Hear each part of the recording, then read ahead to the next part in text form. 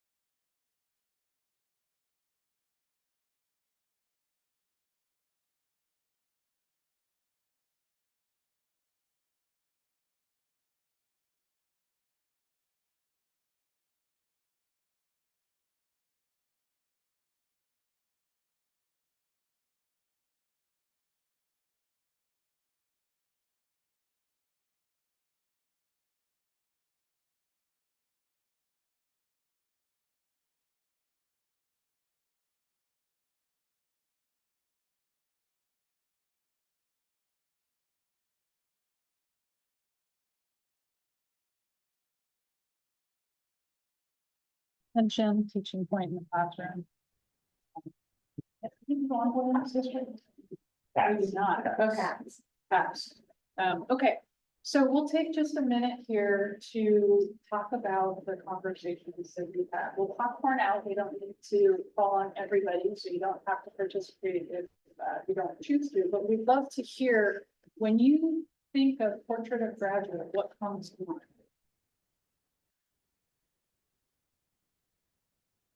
Well, we were talking and I think the first thing that I would say is when I look at that, I think that's good. But I'm not sure that some of the practices we have in place support that.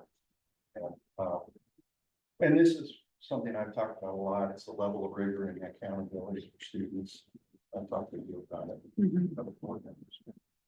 And other children. But you know, Enrique, his children just graduated 3 years ago, and they just graduated. We got a conversation about how their experience was at high school, mostly, and it was great. I mean, they took AP courses, they took dual credit courses, and so I think we do a good job in that way. For students who aren't on that track, I'm not sure that we. I think students can do more than we ask them to do. And I think we've lowered the bar for for that group of students in terms of accountability and rigor. And I've said that before, and I continue. So Yeah, thank you for sharing that. Hold on to that when we get to strategic plan and board goals. What else? I think we talked about how different attributes I think are accurate and what we want to see our students graduate with. We talked a little bit about how do we, no surprise with Brad, how do we quantify that? How do we see that being evident? And initially it was like, well, how do you, but I think there's some outcomes from how we express that or teach that or show that in our classrooms that can be measurable to folks. It might not be a checklist, but there are some things there, but I think we agreed upon the attributes there are really what we want to see for kids when they are done in our system. Whether it's a portrait, a snapshot versus a journey, maybe there's some conversation along those lines, Okay. but we felt that those are seriously good attributes to graduate that will help them be successful in whatever they choose to do. Thank you. We talked about the journey also, and Arturo said, you know, it's the journey of a graduate, so it's K-12, not just the portrait when they leave. But all those things are very important for kids, no matter what their next step is. Those are the tools they need to move on from high school, no matter if they're going to a four-year college or just straight to a career. They need all those tools to succeed. Sorry. We talked about alignment, of K-12, just like what Kathy was talking about, is what we want our kids to do. But we need all of our kids, and it has to be K-12. The other piece is, for the portrait of a graduate, how is that communicated to our teachers? And how, I mean, it can't be just a 15-minute, okay, that's like a little bit about portrait of a graduate. It's like the goals we have in the strategic plan. I think typically most teachers can see what's on the strategic plan, and that doesn't get communicated down. The third thing is when we do something like the portrait of a graduate,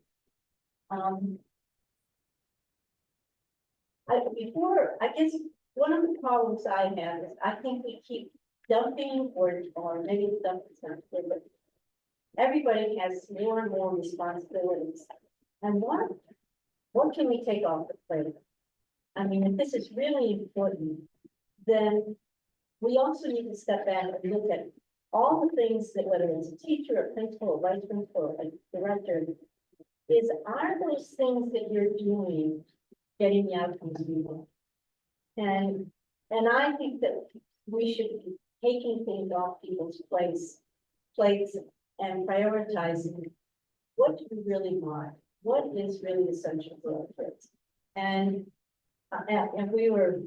Christy and I were in a meeting last Thursday with Kevin Harrington, and she was talking about safety. And she said, well, we have all of these mandates that come from the legislators, but there's no money with them. And so, that's one of the big issues too, is that in education we have, it's like a stock market that goes up and down, feast and famine, and John said.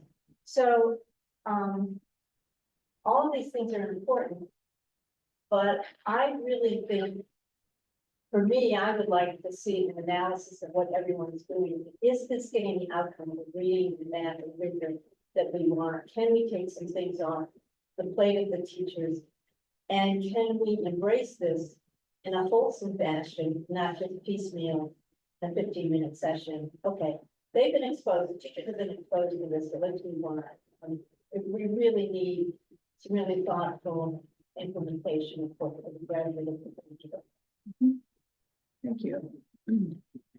What other thoughts? Last call before I summarize what I heard. I could build on what Kathy said there about a couple of things we talked about, just having kids that are strong in these things leave school and have choices, whether it's in life choices that they want. And then also, do those skills that they've learned, are they able to be transferred no matter where they are, whether they're at college or at a job or in their family? Are these things that kids feel the confidence? I think that was maybe the third piece, but if kids are leading with confidence that they can navigate, even if they have no idea what they're going to do, but they know that they have skills that they can. Thank you. Thank you. What I heard through this conversation is a concern about rigor and ensuring that all students have access to a rigorous academic K-12 curriculum, regardless of whether they're in an AP class or an honors class. To think about, rather than a portrait of a graduate, maybe it's a journey of a graduate, alignment across all grade levels, the through line to all staff. So if we're talking about this, does it permeate throughout the whole organization? Is it now a part of our culture? And does everyone understand their part? Narrowing our focus so that we're doing a few things and doing those things well. Measuring and reporting our progress. And there's a level of rigor in that as well, so that we're holding ourselves accountable to the things we say we're doing. I captured the unfunded mandate comment. There's not a ton we can do about that in the school district other than advocate at a state level, but that's an important point because it takes time to implement unfunded mandates. And then the comments around a choice-filled life for our graduates and being able to transfer their skills. This is really important because these different aspects that we talked about when it comes to how we want our young people to leave our high school, our two high schools, Calc and Forest Grove High School, that plays into the strategic plan that we've developed, that plays into the goals that we set as a board. So we'll come back to this throughout our conversation this morning, because it should influence any adjustments and updates that we do to those two guiding documents. So thank you for that conversation. With that, I'm going to turn this over to Arturo. Morning, everybody. Good morning. Thank you for Suzanne for getting us started. As I look at that list, one of the things that we did at the end of last year, if you remember, there was a group that came together for Roadmap 21, did some research, did some conversation with Battelle for Kids, and it was all really centered on how to bring this to life. One of the confusing things we have in our system right now is that you hear about these attributes with many different terms. You might hear learner profile, that's in our strategic plan. Portrait of a graduate, which is on this poster. Journey of a graduate. So you hear, it's being a little bit confusing for our system. So one of the outcomes was the teacher leaders in that group said, okay, we're going to stick with journey of a graduate attributes, done, stay with it. Because of many of the things that were brought up today, wanting this to be K-12. And how do we get permeate our system. And we got a lot of feedback just around, we don't want it to be another thing. It's critical to 21st century skills, soft skills, what we really value as a community around what we want our students to leave our system with. And you're gonna see this as something that we're gonna kick off the year with in many different ways and come back to. Not that it's, okay, have every curriculum map aligned, where are you teaching these, but kind of a promotion of where we're seeing it throughout our system and begin to build momentum around these 6 attributes. Because they, in many ways, many of our teachers do this every day, but they don't necessarily say that's part of our journey to graduate attributes. That kind of thing. So thank you for starting this with that. I think that's very grounding for us. So today, we're going to revisit our working agreements that we have as a board and superintendent. We're going to break this off into 2 parts. There is an A through F list. It's in your packet if you want to bring that out. The first thing you have in front of you are the presentation slides, but then the second one is the board and superintendent's working agreements. And there are, does everybody have a copy? Okay. So there's A through F. For the first part of this activity, 2 parts, we're just gonna focus on A through E. We're gonna hold off on F, which is communication, because that's gonna be the second part of our activity. And we're gonna dive a little bit deeper into communication, because we know that, communication is critical for any team, or any organization, right? So we're gonna spend a little bit more time on F. Why are working agreements important? We'll open it up for folks to share. Why are working agreements important for any team or organization? Just so everybody knows what each other's role is and responsibilities. Yeah, absolutely. Roles and responsibilities, yes. What else?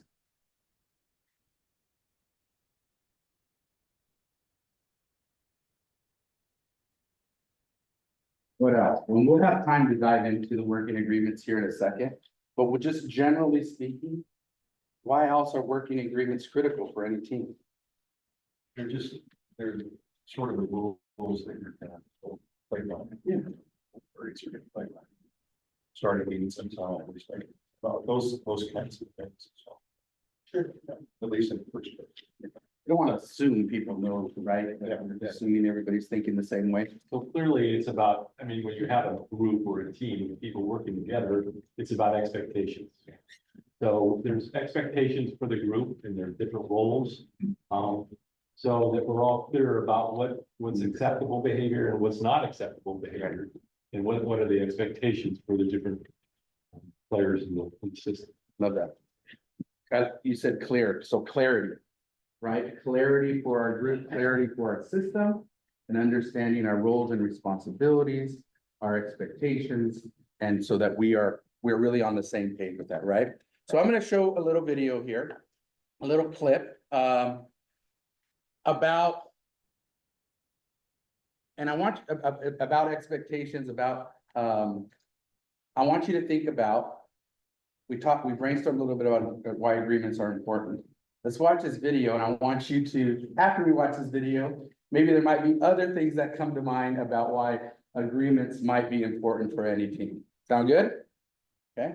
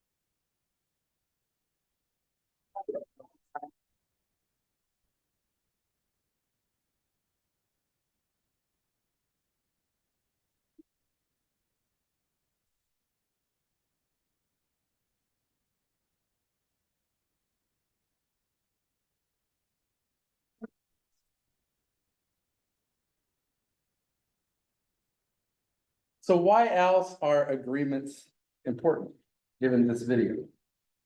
I think it ultimately would lead to more efficiency and a stronger feeling of relational awareness. Efficiency. Absolutely, we're on the same page, we're more efficient, right? What else comes to your mind based on that video? We could be more successful. If everybody's doing their job and their, role or responsibility, then we'll be successful. Yeah, absolutely. We'll have that team dynamic to share and we're on the same page and means more success. What else?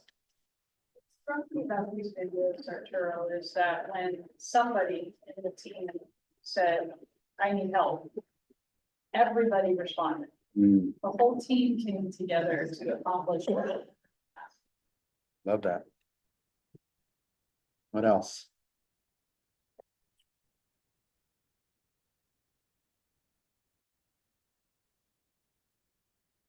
I think the other piece of the video is just that they all seem to know what their roles were.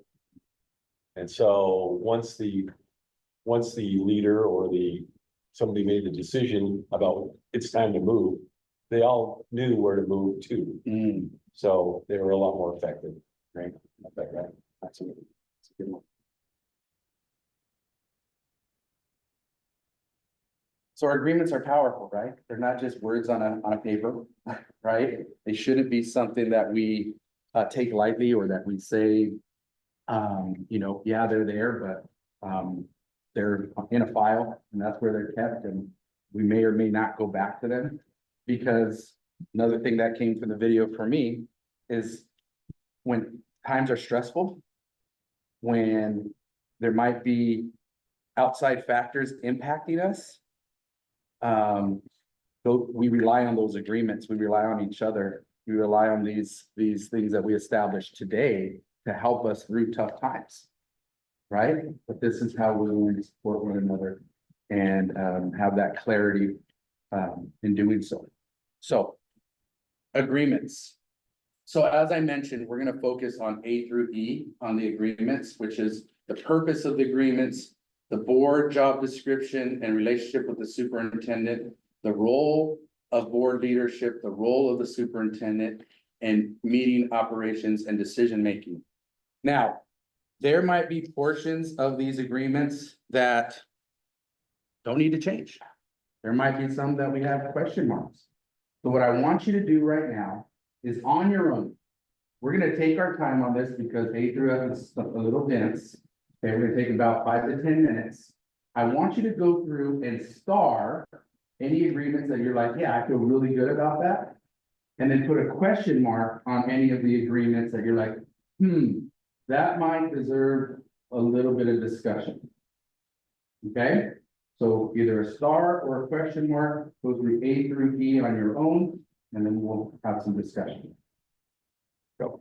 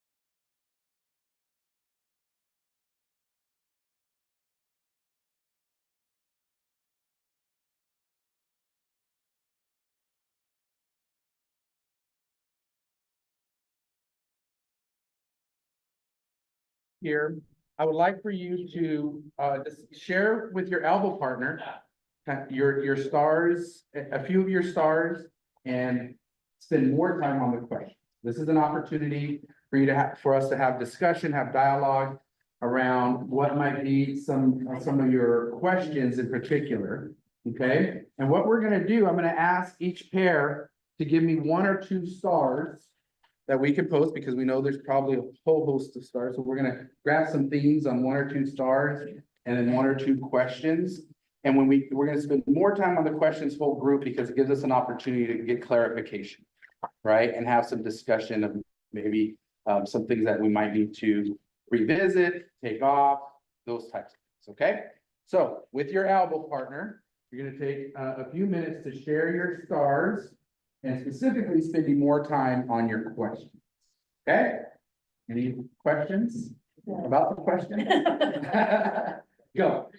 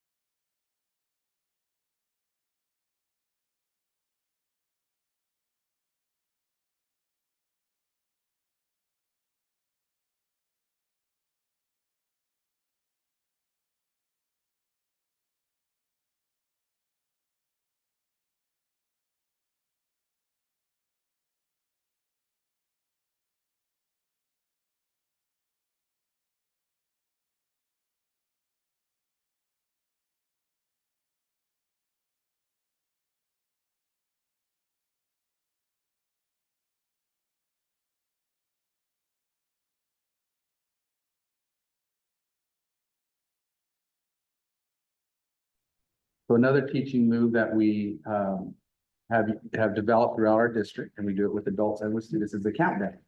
The reason for that is still allows time for students, for adults to finish your conversation, right?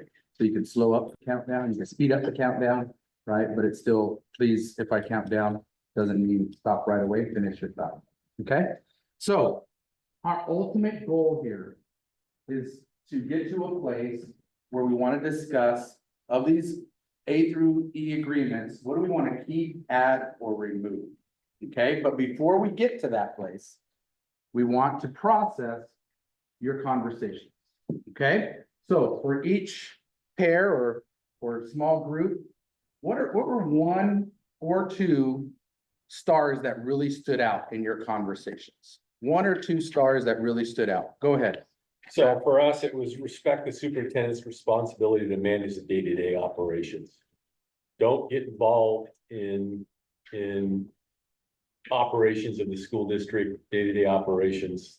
And then the second one was making sure you're using data to make decisions about processing things. Don't make decisions on emotions, but really look at the data and how it affects kids. That would be 12 and 13. Great. Thank you for that. Yeah. Next group. Go far back. Yeah. We didn't really get to talk about the star specifically, because we had a broader conversation around.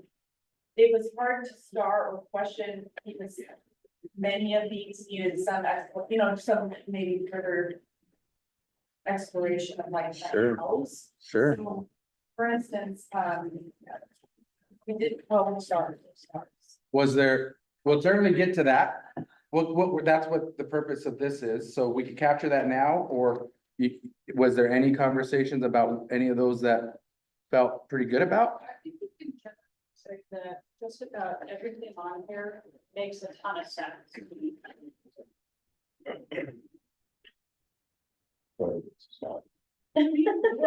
Yeah, just about, and some of them were stars and question marks. Sure, absolutely. And that's where I think the how came to play. I'll give you Yeah. an example. Number 9, E9, set priorities for building professional development. Absolutely. My question about that is, what have been the priorities up to this point? What has the board already discussed? If it has discussed anything? So there are questions associated with number 9, but absolutely that's a start. Absolutely. And what we'll want to do, I think it'd be wise for us to collect your notes too, to help inform kind of our next steps in conversation. So if we don't capture it all perfectly for you now, let's make sure you circle some items on your paper so that we could circle back and in terms of the next step. Sound good? Yeah. I agree with what Suzanne said, is that if all of these, as I looked at them, they're all mostly really good, but there's some questions about them. So I would say that it's necessarily a question, or it's maybe both. So I completely agree with that. I think a couple of ones that were big stars for us, I think are numbers 4 and 5 on part E. Preparing for board meetings, contacting cabinet members ahead of the board meeting if you have questions, and then make it a goal for no new proposals on the item. So I think those are maybe stars. Yeah. But there could be many other ones here as well. Sure. And that was preparing for board meetings and Mark, the other one. And also Yeah. for that one, we had that one too. Can you add, we really like the part about asking questions before the board meeting. Yeah, Like that's a big part of it for us. it really goes into communication, actually, which. And then the other one we liked was, make it a goal to make no new proposals the night of the meeting.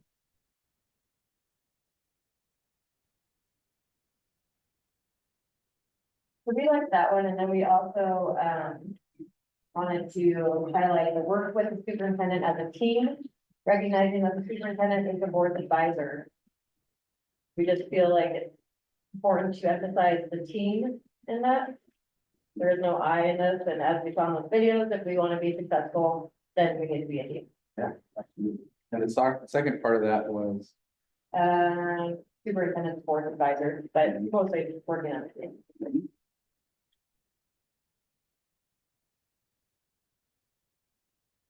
great. Anything else? We agreed with, the preparing for the board meetings and asking questions before the board meeting, just out of respect. You know, Yeah. for the team, Sure, absolutely. nobody wants to be blindsided by anything. Right, nobody wants to be, no surprises, right?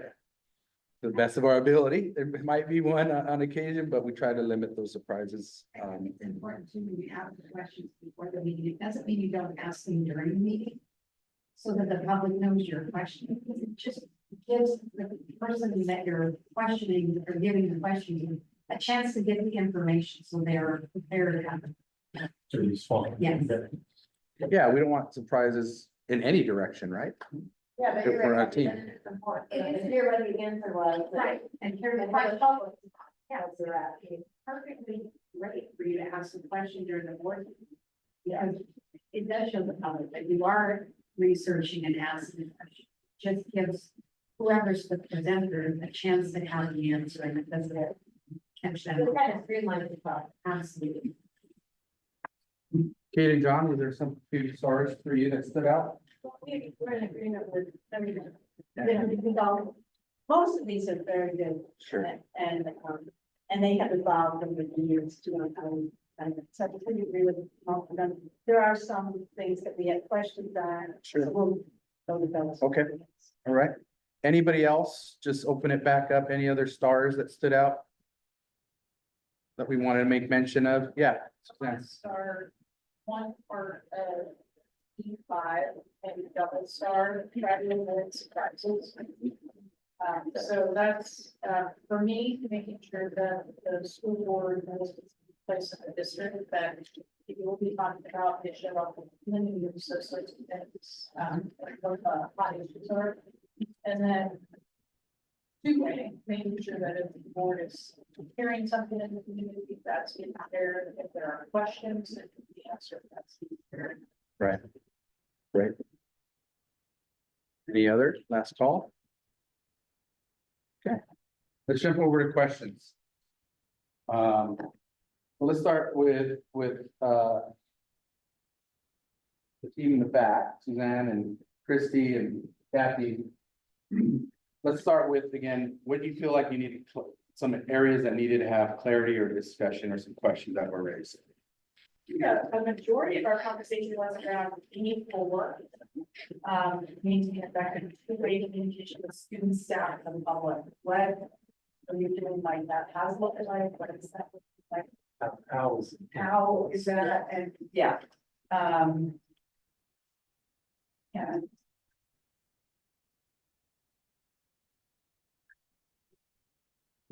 What we did about professional development. Go ahead, can you share that one?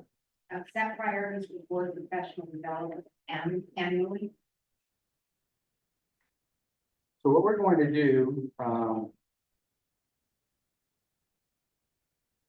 let's capture these quickly, and then we're gonna come back to each one and just have a discussion on those to dig in a little deeper. Sound good? So Brad, what were one or two from y'all, or, yeah, David? Number 6 was our only big question that we had. So be accountable for the financial stewardship of the district, including aligning resources and buildings. Properties.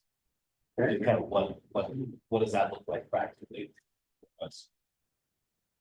Okay, we're gonna come back to that.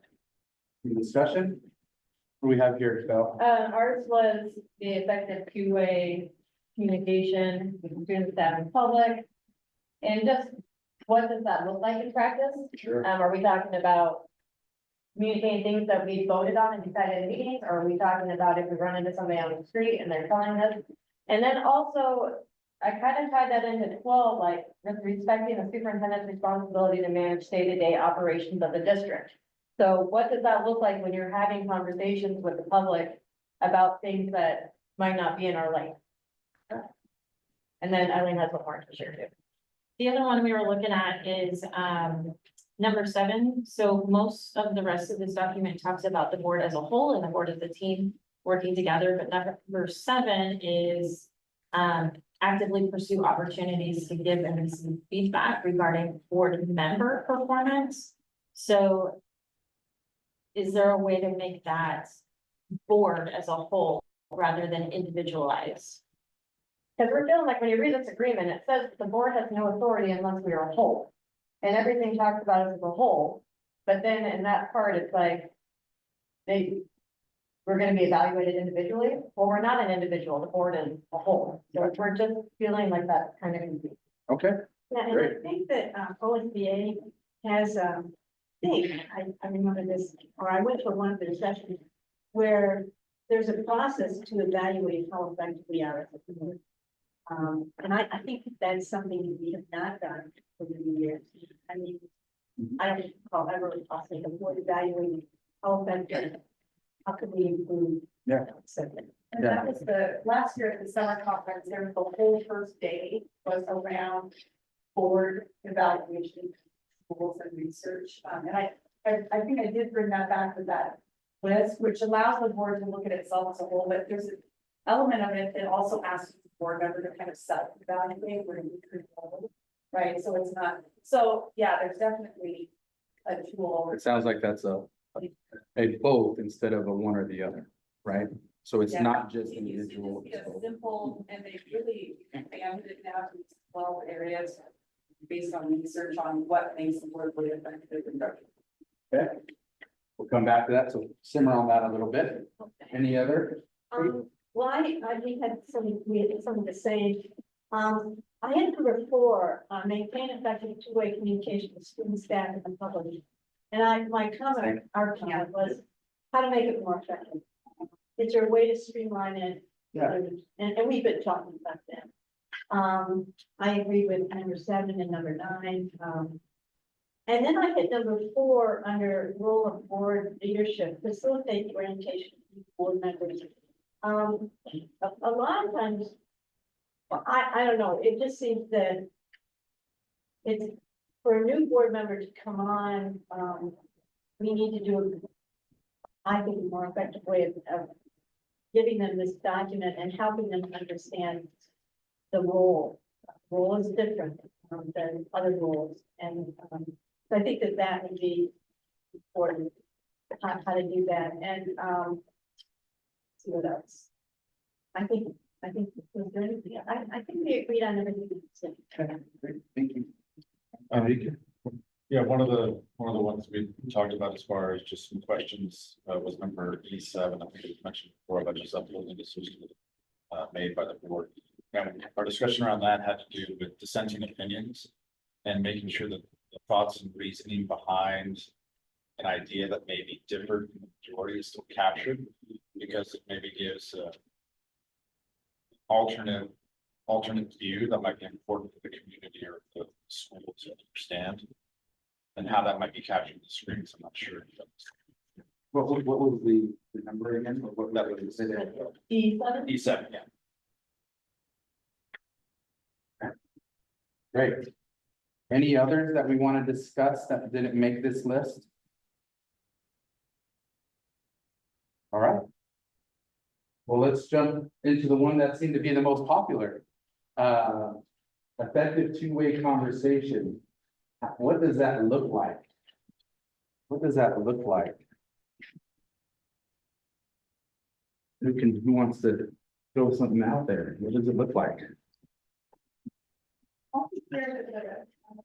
Staff survey, there was a pretty overwhelming majority that asked for more communication with the board, and there were comments listed about, we're not really sure if the board is what they do, maybe how that impacts us, and then, you know, we'd obviously like to engage with the board at our schools, came out as far as what means, what is authentic two-way conversation. It's probably a whole spectrum of things, but that was what was clear in the survey. Now, and then the question I asked in this group was, it is board and superintendent. So of course, the superintendent is getting plenty of their own two-way communicating. So what does that look like in conjunction with the superintendent? And you guys have to even talk about ideas, but what does that then look like as a board itself? And then what does it look like when you're an individual board member? We might probably need all the input from you on that, is what we think actually what we are doing this way. So. Can somebody remind me which number that is? It's number B4. B4. There it is. Yeah, and it's, you know, it's interesting to me that it's there, and then also we have communication as its own bullet point that kind of dives into some specificity. But as it pertains to maintain effective two-way communication with student, staff, and the public. And this falls under the board job description and relationship with the superintendent. So what does that mean? It's part of the board job description to maintain two-way communication with student, staff, and public.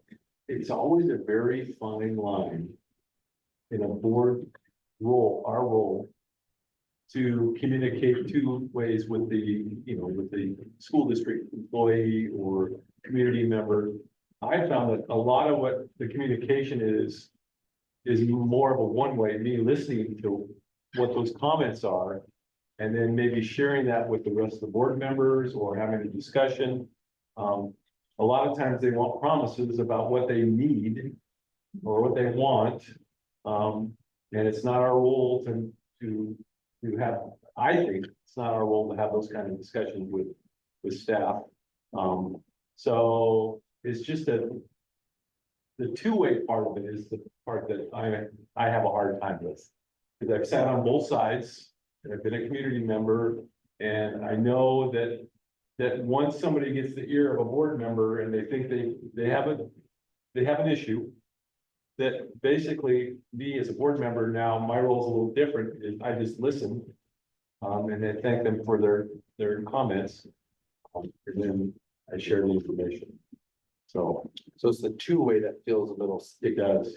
Well, and maybe it's even the two-way communication instead of saying a relationship, because I would think like with me and you, Brad, before I was on the board, I had a relationship with Brad, because he was in charge of my son's program, so I felt connected to Brad. So even if Brad would send information not to me directly, it felt two-way because I already felt like I knew someone. So I think it kind of comes back to, instead of checking off effective two-way communication, it's building relationships with our community so that when we send out an newsletter, like Kathy said, people might feel like that's enough to qualify as two-way if they already feel like they know you. And I think that's the missing piece, right? Well, the two-way is you and I trusted each other, Right. and you knew that what you said to me, it was between us two. So I think that's the big piece. But I also didn't need it to be this big conversational, No. it just, it's the trust. So maybe even looking at number 4 is like, how do you build and assess effective relationship with our community board instead of checking everything? And if you can quantify that by having staff say, no, we feel like we know them and we're, so. I don't think it's more. I would say the only time that you're acting as a whole board is your board. Right, and so students can come and you can have a conversation with students that makes it come to the board meeting, staff that makes it come to the board meeting. With the public, and in that venue, you're seen as a board and not as individuals. And that's two-way, it can be two-way communication. At the board meeting. At the board meeting. When you get out in the public and you're at the grocery store, or you're at a ball field, or you're wherever, and it's a different thing. And I would just say you never can take off the hat of a board member. You never can. And people will see you with that, whether it's a teacher that is talking to you, or a community member, or a student. And so it gets more challenging once it's outside of a board meeting to continue to stay within the lines. It gets more challenging once you leave this room. And so that's what I would say. I really appreciate when those conversations, because you are, Right. when you're a principal. Right, you do too, yeah, Absolutely. I really appreciate when you hear those questions, you reach out to Yeah, every right. one of us. Hey, tell me, I just want to make sure I got my answer right. Right. I love that. Right. And then we can go ahead and respond, and then so they're empowered to respond as well. So I think when we get to communication, this is gonna rear its head again, right? And it might be the question around, what do we mean by two-way, which we talked about, right? So it's two-way. Community member comes to me, now I have to respond, so this is the two-way? Or is the two-way, I listen and I'm giving that's the two-way, so I think there's a little bit of confusion, right, by what we mean by the two-way. Not to me, Please. been unanswered, so I'm gonna share that in just a minute.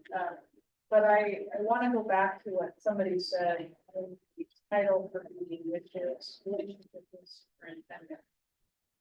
I think, Mark, your point was spot on, that you can never take your hat off. So if we're, just like as a superintendent, we're we have to be extraordinarily careful about the way we conduct ourselves in public, what we say to the public or to staff or to students, because we are always representative of the district. As a superintendent, as a captain, as school leaders, as department leaders, we do have a responsibility to create formal channels of communication.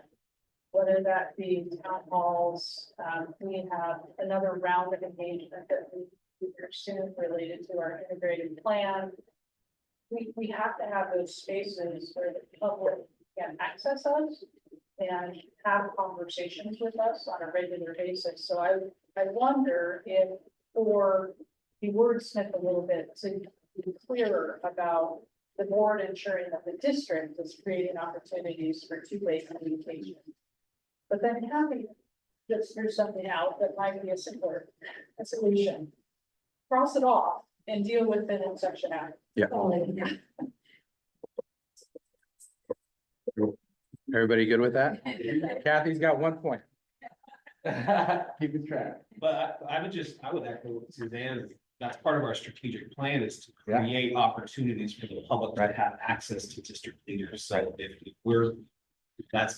if that wants to live here, I think that's apt because it has direct tie into our strategic plan. What that is, then Mhm. we can deal with that, but I think that's.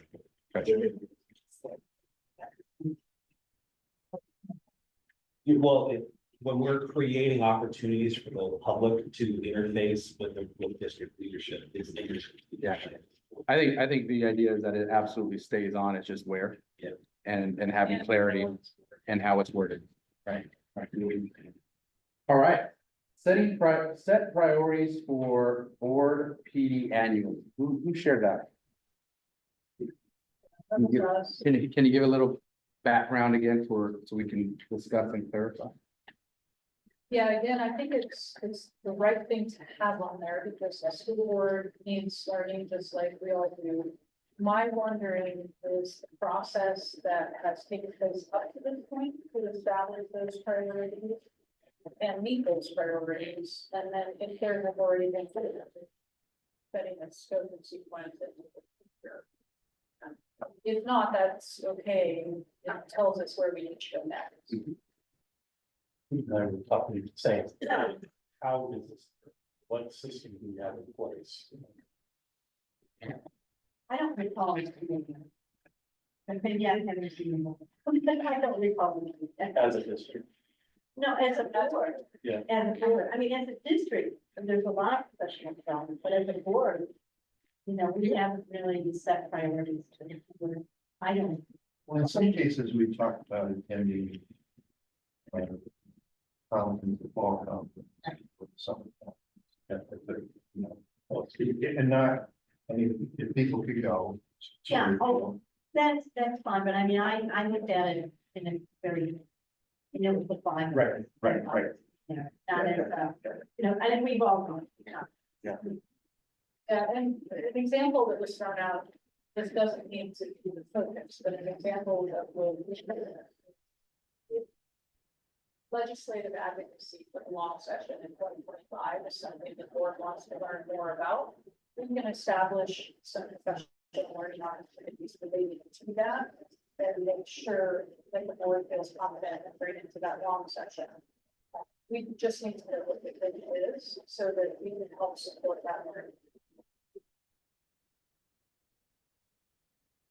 Other thoughts, board members around professional learning? Professional development. I think that administration is also invited the board to serve. You know, like when you did the literacy adoption, what board members are part of that, and they kind of report back. It's not necessarily professional development, but it's all Oh, yeah. helping them learn more about what the district is doing. And they have a better understanding of the process. Yeah. I would definitely want to continue that practice of that professional learning. So we all are equipped to some degree with some of that knowledge, for sure. That definitely, in my mind, counts towards that. Consider looking at that tool to do an analysis of like self-analysis and where we are. That might eliminate some things to the surface that we all agreed on. Maybe this is an area that where's it? That's pretty. But I mean, as a starting point, kind of an assessment of what have we done in the past few years of professional development about labor and analyze how that is important. But I think another piece that might influence it is whatever our board goals are. Right? If we have board goals may inform, hey, I might be feeling pretty good about 4 or 5 of these board goals. I might need to invest in a little bit of learning on my own or collectively as a board to make sure that we're equipped in these areas that could influence it too. and I think the piece that's important is that we have a new board. Mm. That, you know, again, they get to the agreement, but also that they would understand what the priorities are. If we get to know the board retreat one. That's Providing ongoing, right? Initial, strengthen initial, and then also have ongoing for new members and also differentiating opportunities for longstanding board members to have some choice and differentiation based on people's desires and needs in service to goals. Yeah, and I think it also, it's pretty unique that the majority, I think all of us have been involved in education. So that's pretty unique. I mean, you get people that are dentists, and whatever, but, you know, they don't, it's a whole nother system to learn and just the language period and the little short. So are we able to capture that? Kate, within this professional learning, at least one of, you feel like we were to capture this one as well, facilitate orientation for new board members? Okay. Any other thoughts on that piece? Seeking clarity, understanding, making sure I'm understanding. Accountable for financial stewardship. Who brought that to the table? Can you elaborate for us? I think the piece that we rely on in terms of the board under the financial piece is obviously Eileen. And making sure, one of the things that she's set up is the financial meetings that we've had with Elise and I for the last couple of years, 2 years. So, but I think that is a piece that whatever happens in the future for this board, I think that needs to continue on. Because it's a different level of understanding, in terms of maybe sometimes it's a little deeper than, so, but it's a different level of understanding in terms of the financial piece. And Christine and I had that discussion about how do we control, how do we manage finances? I said, we don't manage the finances. I didn't manage the finances, but we have to have an understanding about what's happening about big picture. So that's the only reason we buy. No, Just to continue on with the process that we've been going through. I don't know what you feel about it. Yeah. Those meetings, you like, Yeah. And what is that? Could you, like, how many times? 3 times a year? When we, each one is getting to go over the financial audit, any audits we have with grants. we just dive deeper into. And to clarify for my own understanding, that is one of several different committees Yeah. that board members participate in, just like the policy committee would be. Is that accurate? And I would just like to add, Eileen went a few years back and looked at other school districts and their policies and how they, remember how you can get all the Alice and all the ones and read through it. And she did a really good job of looking at things that would apply to our district and we incorporated it. And I really liked how you streamlined the communication for the budget team to understand, because prior to that, it was really hard to understand. Not that person. So I really appreciate Eileen, continually looking at what are other districts doing and how do we incorporate it and then sharing it in this process. Because I think maybe you, Brad, you and I were on that. We went through all of those. I thought that was really effective, what you pulled out and applied that meets our needs.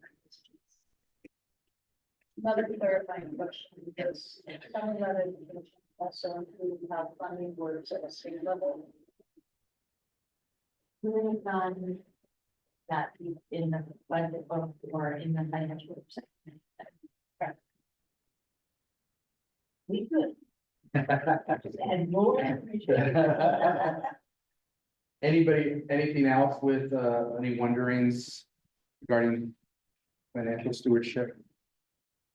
Okay. Respect superintendent responsibilities for operations. We brought that up. A couple groups kind of reinforced it one year and another, right? Anybody want to get us started? What was the discussion in your Alba partners? Small groups?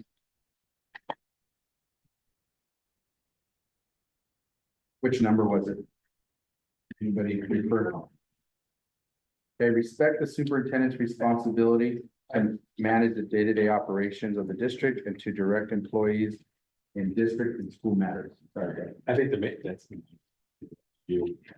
So I think the main thing for us is just making sure that the board stays out of the day-to-day operation and let the superintendent do her job. And that we all stay in our lane and make sure that there are issues that come up in the communication piece, that we communicate that to her as soon as possible. We didn't bring that one up, but I agree, not micromanage that.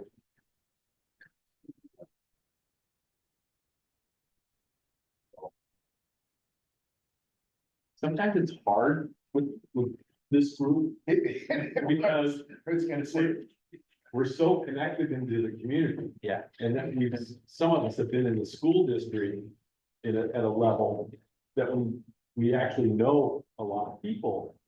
And so we're friends with people and friends communicate and some of us volunteer in the classroom and have a lot of the teachers as students too. So it's a different kind of level. And you really have to work hard at staying in your lane.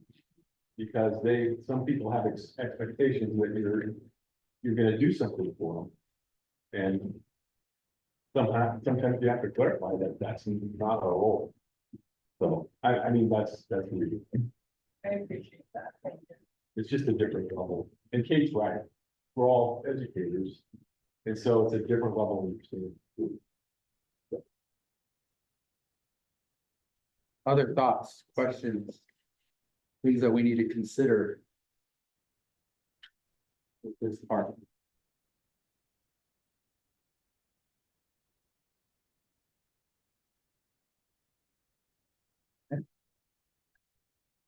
Next one, actively receive feedback.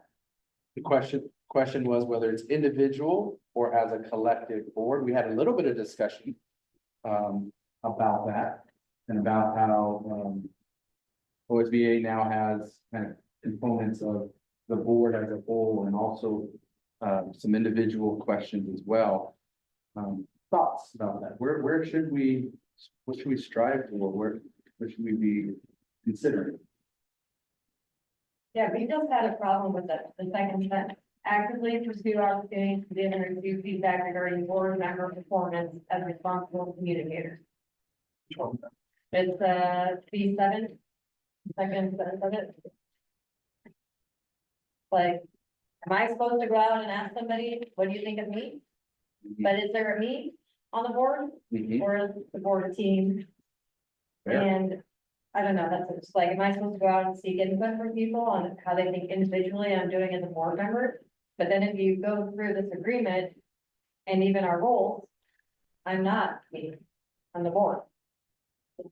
I think that it's, I think it's going to do, and I think that if we, as a board, set up priorities, we could like maybe twice a year, review and say, are we meeting the priorities that we have? But I don't think it's an individual. I think it's a group. How effective or not effective are we as a group? What can we do to improve? What are we doing well? Those kind of things. Yeah, I mean, personally, I would like to see it rewritten for scratch. I don't like that comes across.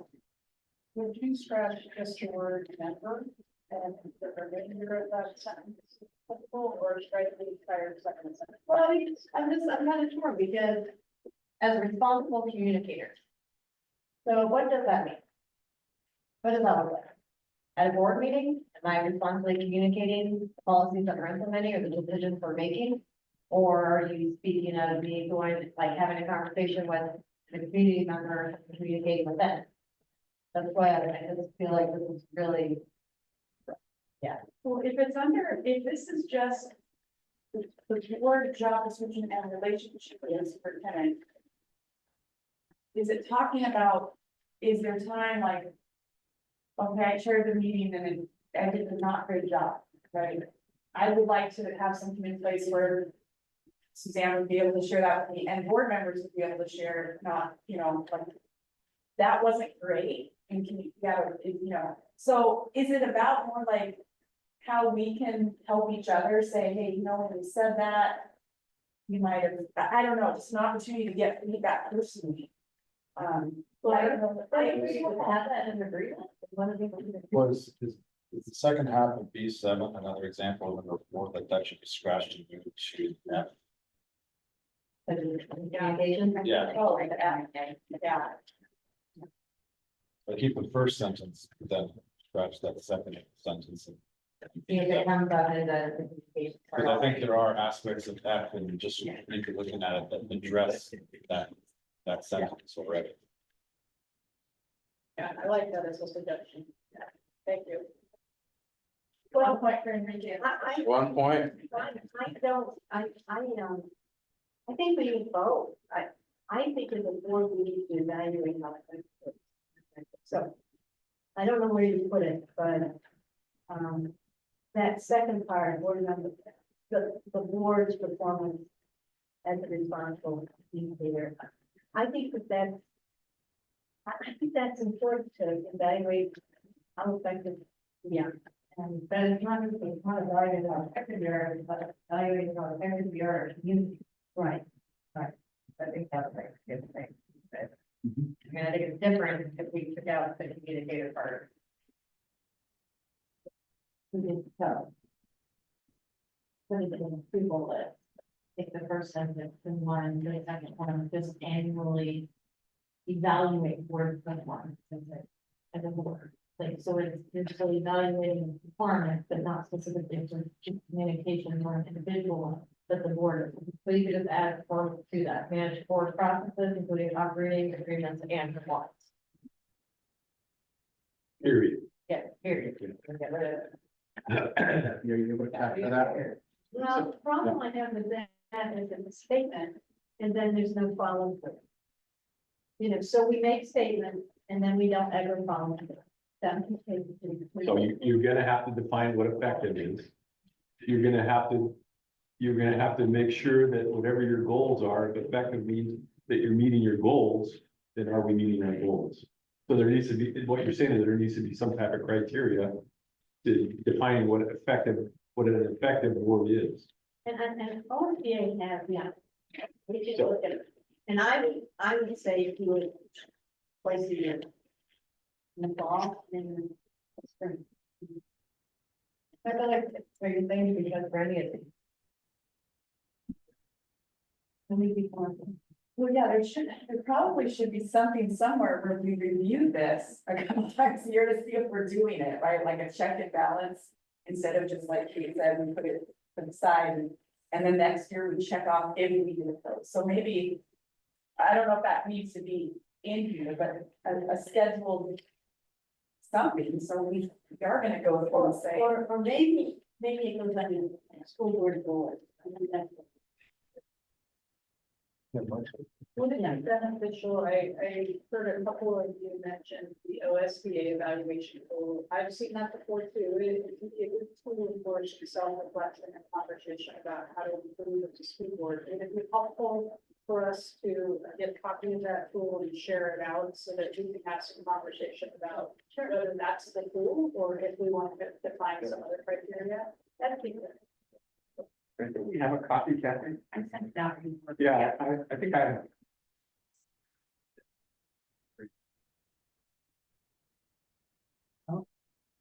So the next one, last one here is E7, uphold decisions that have been made by the board.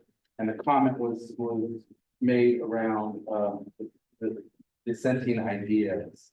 And can you elaborate a little bit for us, Mark, and I think your discussion? Yeah, this may already be kind of operationally captured in the meeting minutes that happened.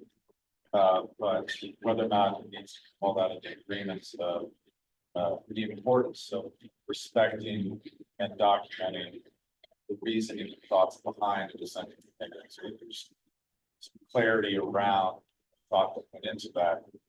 Because it could be that alternate viewpoint could help inform other decisions. So how that can be kind of captured in that, in that one or separately, or it's just an understanding. Mark, I don't know. Yeah, I mean, I think Enrique's said it, I chair a committee and another community, the citizens advisory committee.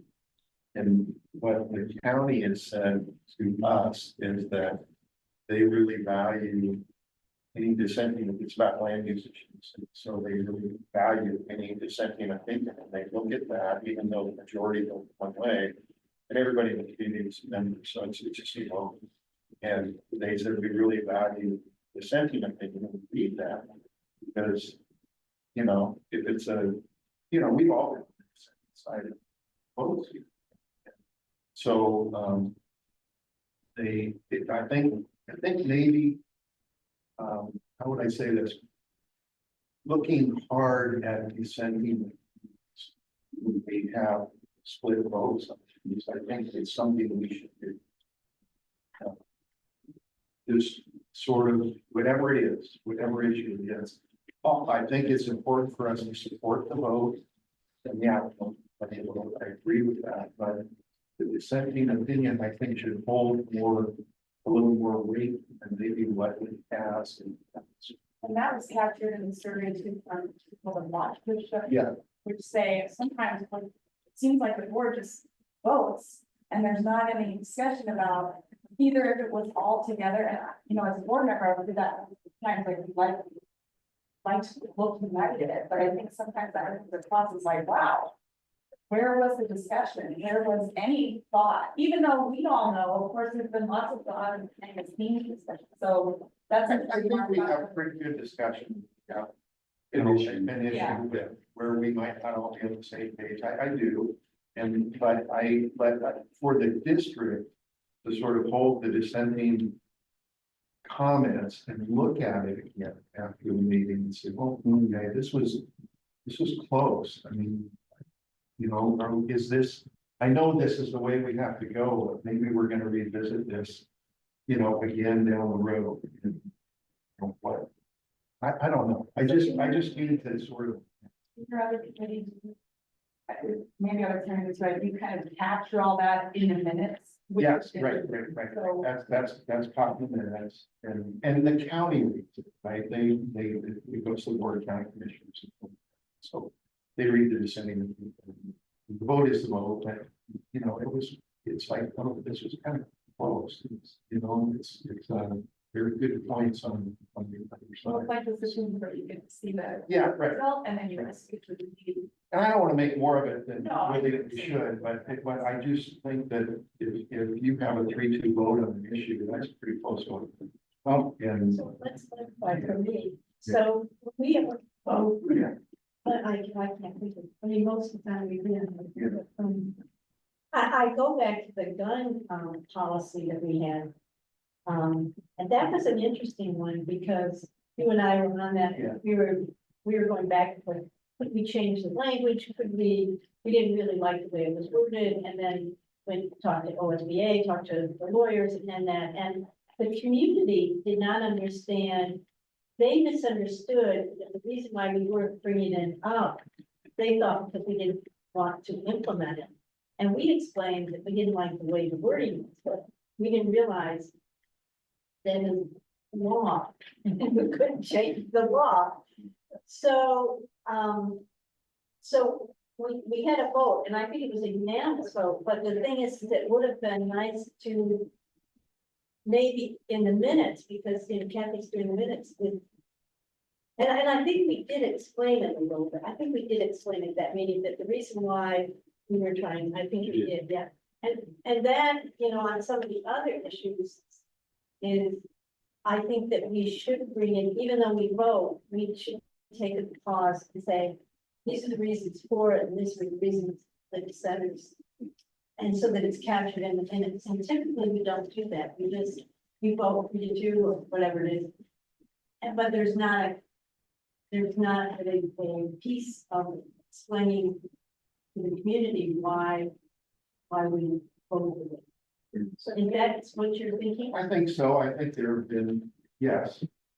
But I think we've had some votes where the vote was one way initially, and then we revisited the topic in our tenure on the board again, and the vote went a different way. Well, that was Right. the calendar. So, well, or it could have been the police officer, or, Yeah. right, the school resource officer, or, right, and so at that point, it was a pretty split vote, and I think when we had that kind of a vote, I'm kind of thinking that maybe that's gonna come up again, maybe not, and so it's worth having a little conversation. I don't know how we capture that, but, you know, because we all change. You know, sometimes we vote one way at one meeting and we vote another way at another meeting because we, Have new you know, have information. information or something, right? That's all I'm saying. Well, I I'm support gonna try to that. separate this out just a little bit to make sure I understand what I'm hearing. What I'm hearing from you, Mark, is that, and others, that it's really important that we listen carefully and listen to understand the dissenting opinions. Because there's validity within those opinions as well, and based on new information, we will coming back to that dissenting opinion and changing our perspective. So that's really important for us as professionals and leaders to hold that space for dissension. The functional piece of it, I want to come back to because there would be some work that it needs to be done on Kathy's side. In terms of, for example, the talking agenda or the script, to make sure that after we pause and we say out loud, because we can't include in the minutes anything that isn't said out loud, but we say out loud, the votes for were because, the votes in opposition were because. And that way we can capture exactly what we need to in the minutes so that we can go back to those referencing. I think That's a good idea. I think that's a good way of saying it, because for the public to hear that at a meeting is really good. Yeah. It's like, okay, well, this was kind of almost a split vote, it was close, right? And I think that's a good way of saying it. Yeah. And so the message the public gets was, it was voted this way, we'll all support it, but there were these concerns. I think that's good. And those concerns, when you guys have your discussion, I have that one session, the discussion, so those are all captured. Okay. For those, it's not said, well, Okay. so it's like with the SRO, Right. it was not approved. Right. for me to- Yeah. And so it does say who opposed it. And then we go back and, but I do try to capture when you have your two comments of, this is, I don't like this, or this isn't, I try not to say, Mark said this, and Brad said this, or Kate said this, but those are captured somewhat, and we can add that other part after the vote. My recommendation is after the vote is to avoid misunderstanding. If we can explain that for the yes votes or the no's. Yeah. The no votes or the fives, and then the Kathy and.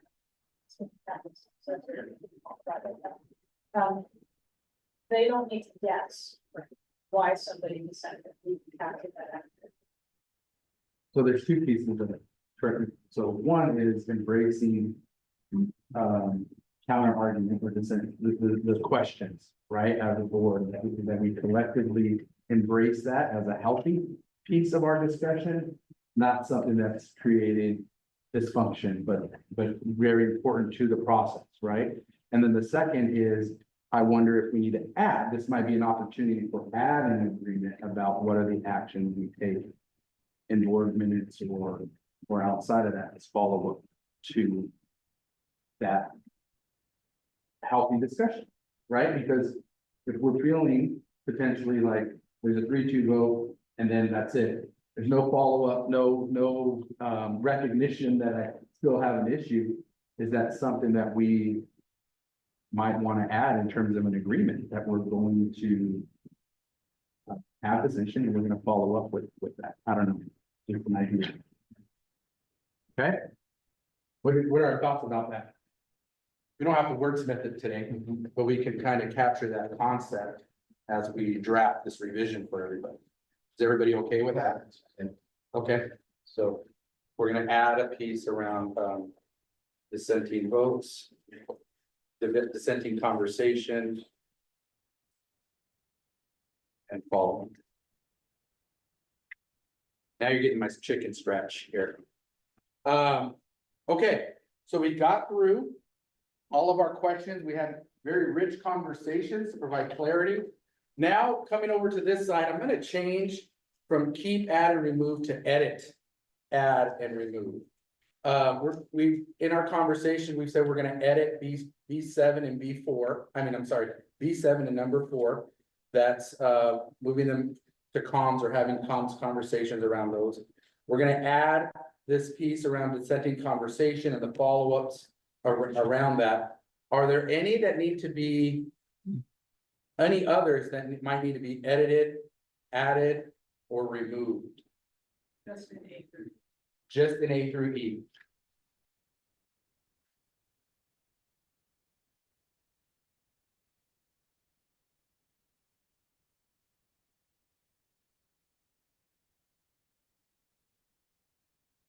All right.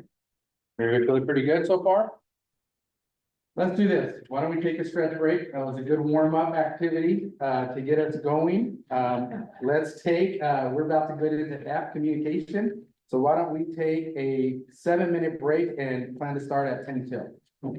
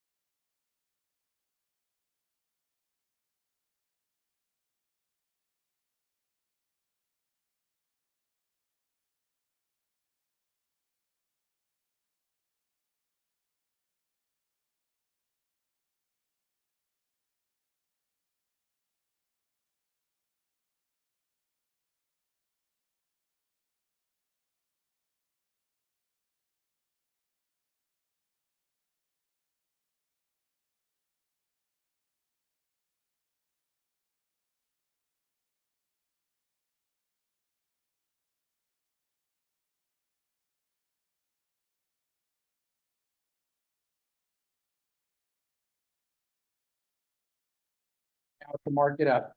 Let's start with just the basic question. Why is communication important? For that to, as a working agreement. For board and superintendent, why is communication so important?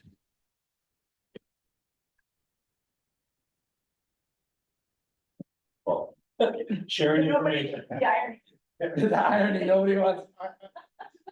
I guess that's maybe too subjective. Yeah. Why is it important for us to have agreements Yeah. on communication? How's that feel? Why is it important for us to have clear agreements about It communication? helps build relationships. Right, because otherwise, without them, you might be destroying relationships, or not destroying might be too strong a word, but you know, maybe impacting, right? Impacting relationships in a negative way. Why else? Why else? It's important to have communication agreements. In the absence of an agreement, things can go so wrong. Yeah, I guess also it lets all of us know how it's gonna work, the board chair, and, you know, do I have to, you know, everybody like, I don't know, just like the film, the little things, we all know what we're gonna do. So,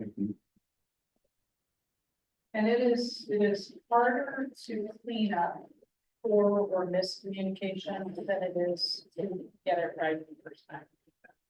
Have you ever heard the saying something to the effect of 90% of the time, the problem has to do with communication, not the issue, that it's the communication or lack thereof that you're navigating, not necessarily the issue, right? Or combination of both. The communication really gets trust too. If you're gonna work with somebody, if I want to work with somebody, I don't trust. So, and if there's a good communication line, then I don't always have to agree. But we don't have to agree with each other, but at least I know where you stand, you know where I stand, and then we can move on. So. I've got another fun video for you. So let's think about how, again, how this video, what comes to our minds in terms of communication and our agreements. What may be something that we need to add after thinking about this video.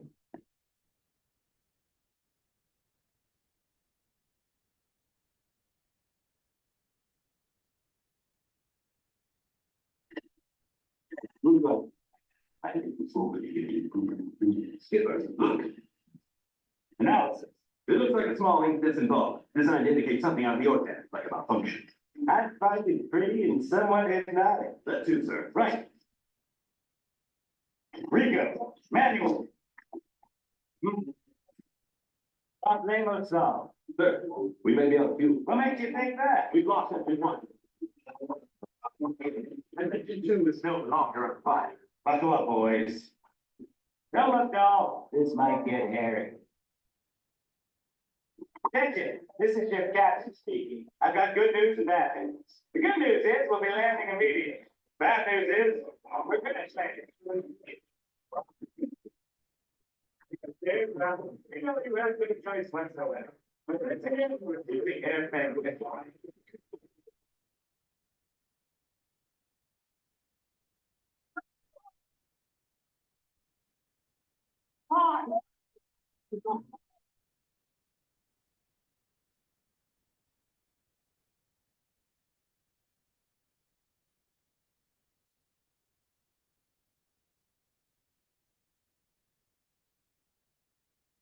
Thank you. Hold on. You now. Yeah, they got you just want to kiss me. Just a little pet. It's so exciting. Kiss me, sis. Thank you.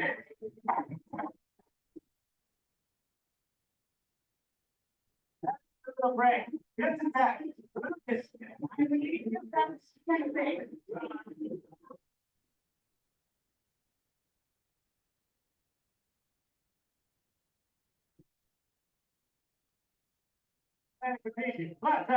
Come on.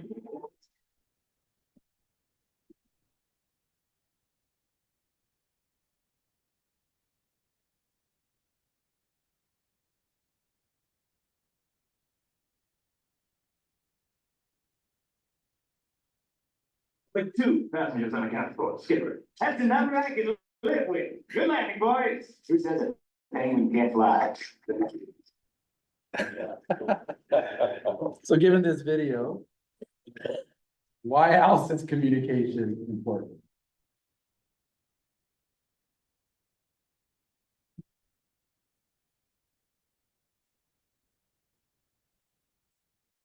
Tough crowd.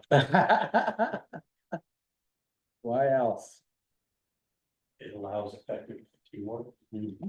Work together, work on challenges. You're able to have the conversation with the correct information. If there's not the communication with correct information, then you're left to fill in holes. You're left to see, what's this alarm? Get rid of the alarm. You could have prevented things from happening if there was better communication, better knowledge shared.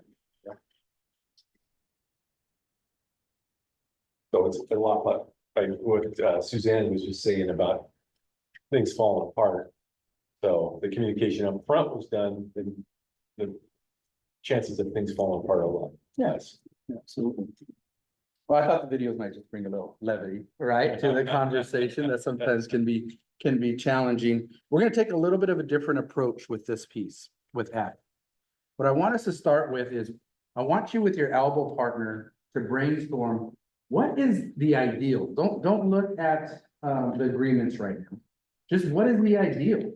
As a board member, with the superintendent, that team, what would you want it to be the ideal? What's the ideal state, desired state for communication? Okay, don't worry about the agreements right now. Just fundamentally, what is the ideal? Elbow partner, go.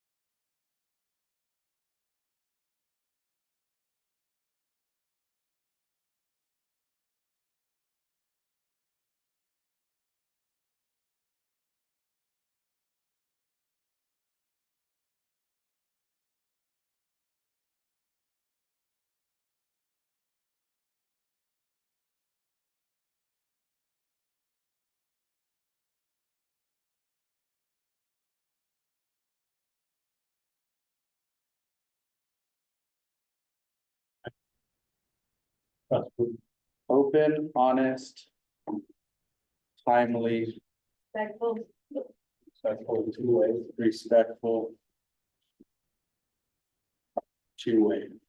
And we also talked about email versus text versus in person for challenging. Because the intent often doesn't align with your thought. Is that the ideal? What's the ideal? In person, for most. Ideally, it'd be in person. No, not over text, not over. In person when it is challenging. Yeah, in person meeting, phone call. Yeah, it could be, very much so, yes. Challenging or sensitive. And I add that, can I just expand a little bit? Yes. There are times where picking up the phone, having it in person is more appropriate. Sounds good.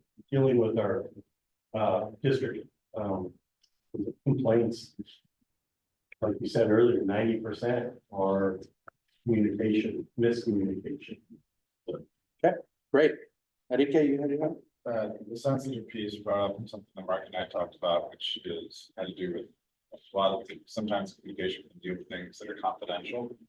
That's why maybe those more personal, direct conversations are important because of the confidentiality that is needed. And we talked about trust being important. It's an ideal state because without trusting that someone's going to be open and honest with ideas, be respectful of them. And one of the things we talked about is ideal state is that everyone in a role of leadership has to have a sense of humility. You have to know when to ask for help. You have to be okay with asking for help and acknowledging that you don't know everything. And that's important because if not, you might be making decisions that are a little more because you're not willing to ask for help or ask for help. No, that's good. Next group. We had all those, for the top one, we also, I had concise to add to those open on the whatever. Shared understanding of what needs to be communicated and how.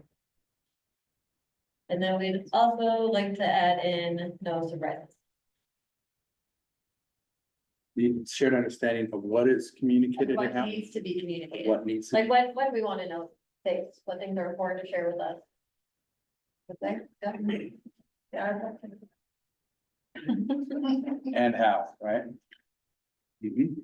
That's kind of what we were talking to is, I guess that's what we're gonna be doing here, but setting up the protocol for when, what, how quickly. Brad was talking about with Dave, it was pretty established on how and when and what he was gonna call about and how that was informing the board members to have the critical information. Just to A, know what's going on, B, having the information if they're asked about it, so that they weren't caught off guard or surprised and had the answers for it. So you know As long why. as it's consistent and shared with all board members. Say it again. As long as it's consistent and shared with all board members. I think he did that. Fair. No, we do. Well, I would disagree with that. Well, you weren't on the scene. So let's make sure, let's. Again, ideal state, right? Ideal state. Consistent and shared with all board members. Okay.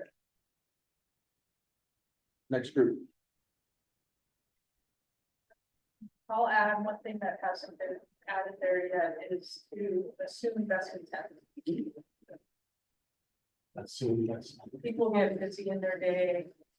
Brad may hear something from a community member and make a note, oh, I need to tell Stan about that, and he has 4 other things he's doing, and so it's always to just assume best intent in terms of communication. Any others? Want to make sure we captured for the ideal state? Yes. I mean, I don't know if this necessarily needs to be called out, but there are laws or rules about how a board can communicate. So I guess the ideal state is making sure that you're abiding by state, federal, local. Oh, yeah. Yeah. That's right.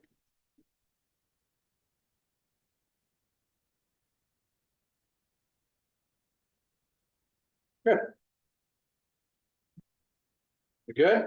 Ideal state? Good. Awesome. Okay, so now I'm gonna have you jump into F. And I want you to think about what we're currently doing well and what are areas that maybe we need to strengthen. Okay, what are we doing well? What are areas need to be strengthened? It's shorter, so we're gonna spend less time, but we will have an elbow discussion partner after this. Go. Right now, you're on your own. Review. Sorry.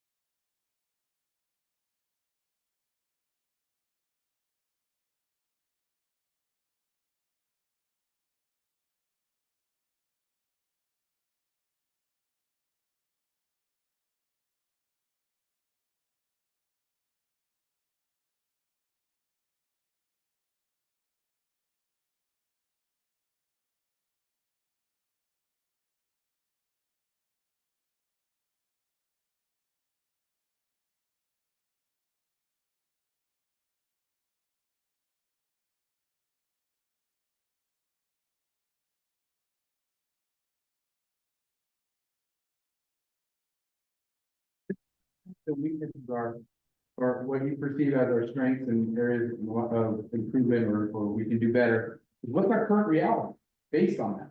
What's our current reality? How are we putting these agreements into practice. So first, share your thoughts. And then we'll have a conversation around the current reality. Sound good? Go.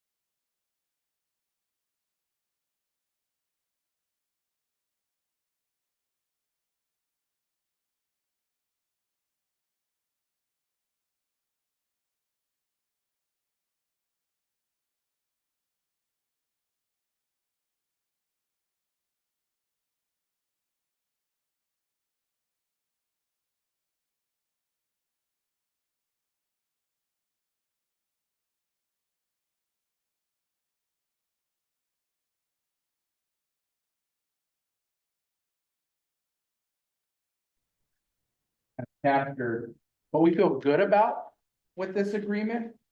Okay, what are the things that, the elements of this agreement that we feel pretty good about? And then what are some that we might need to change or revisit and discuss? Okay, so let's capture the what we feel good about first. Okay, what do we feel good about with this agreement? Open and honest.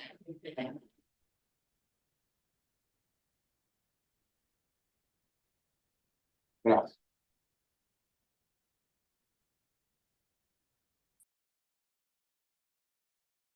Respect the differences.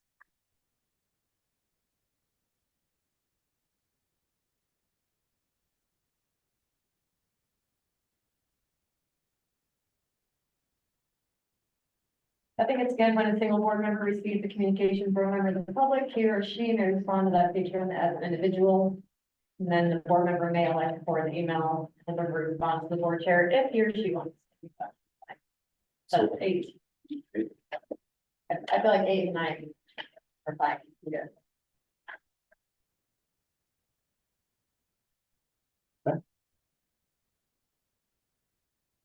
Five, in terms of creating a clear process of directing those complaints or comments to the appropriate level.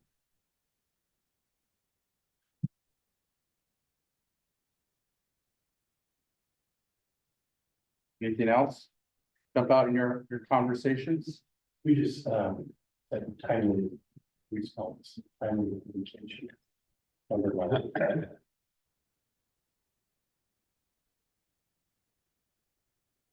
It's okay for us to have some of these parts also be a change, right? So capturing some of our thoughts. Anything else? Number 4, focus on the situation, issue, or behavior, not the person.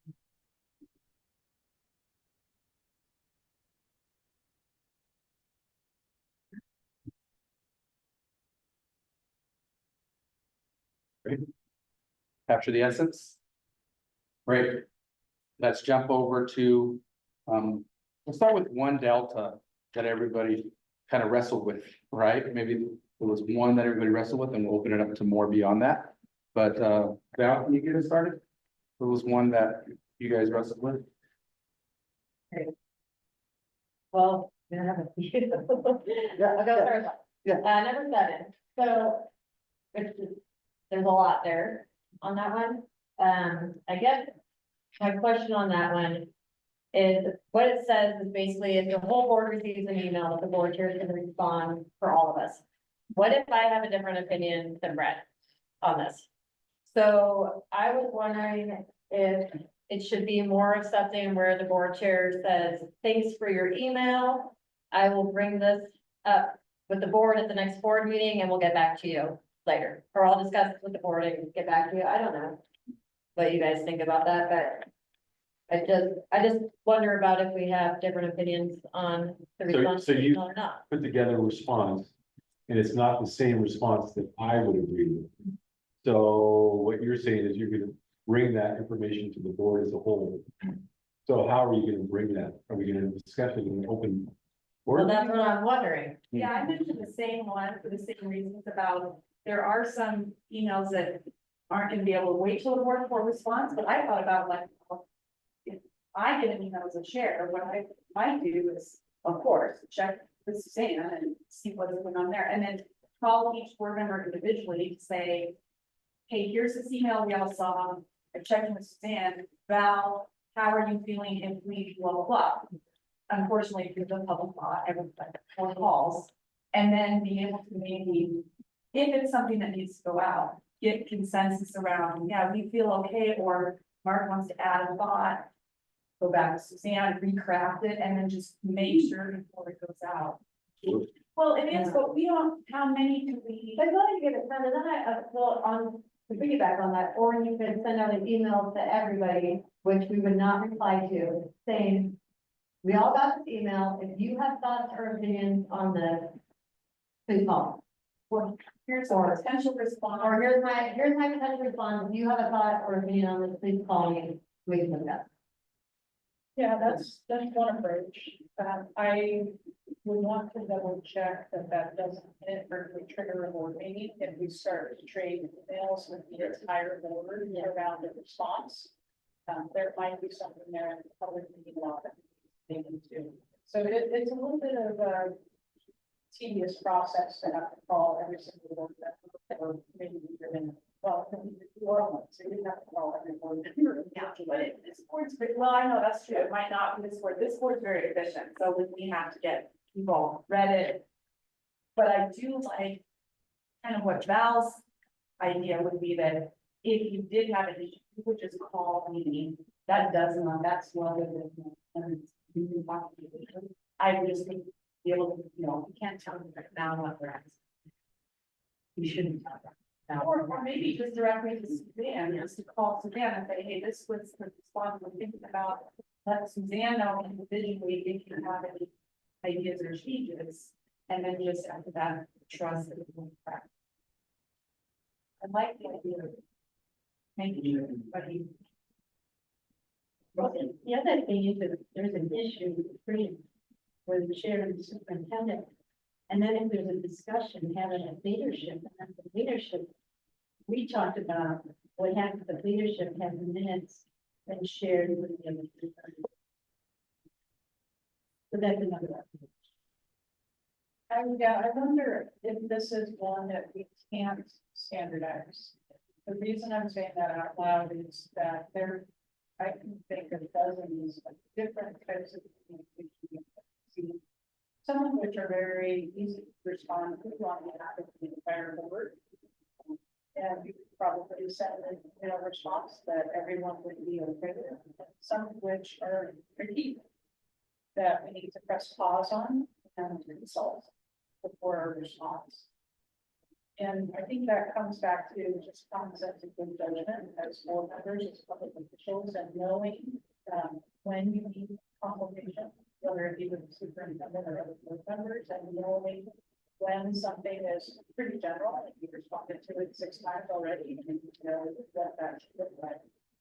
We can change the wording here a little bit to reflect that, so that it's not so restrictive, if that would be helpful for you to do. Val, what I heard you say initially was the idea that a board chair would respond on behalf of the entire board. It might need to be more discussion first, right? Yeah, that's Your right. hesitancy. Yeah, just that there's 5 of us, so I might think differently than Mark on a specific topic. Which is fine and good, and that's why there are 5 of us. But I think what Dan is saying is accurate, because the majority of the time, it's not gonna be an issue at all. It's gonna be a basic canned response, I mean, thank you, and you see this, and whatever it is. But for that every so often, that there might be, I don't know, I think it would be just, I trust Mr. User judgment. Say, hey, I think it's a female and. You know, you might have a different opinion, or you guys might have a different opinion, so I just want to talk to you before I respond. Well, and then maybe as we kind of have a little checkpoint here, we can say, okay, were any of these, types now that we can think about, just checking it, but if it wasn't all 5 of us. Or how do you have still something in place where the chair wouldn't make assumptions, right? So I think it's just maybe wordsmithing it and then trying it out. I do think that PCC, I think you should not all the responses now, and then just not reply all of it. So that you always see the response, not sometimes. I don't. I like it, so, and I think that's kind of in there, like at their discretion, I like it. Yeah, most of them.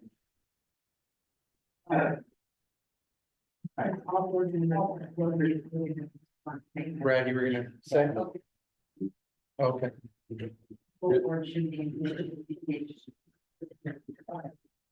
So Christie, I'm just wondering as a board chair though, if you have concerns or questions, probably the dialogue with the superintendent back and forth to kind of problem solve that.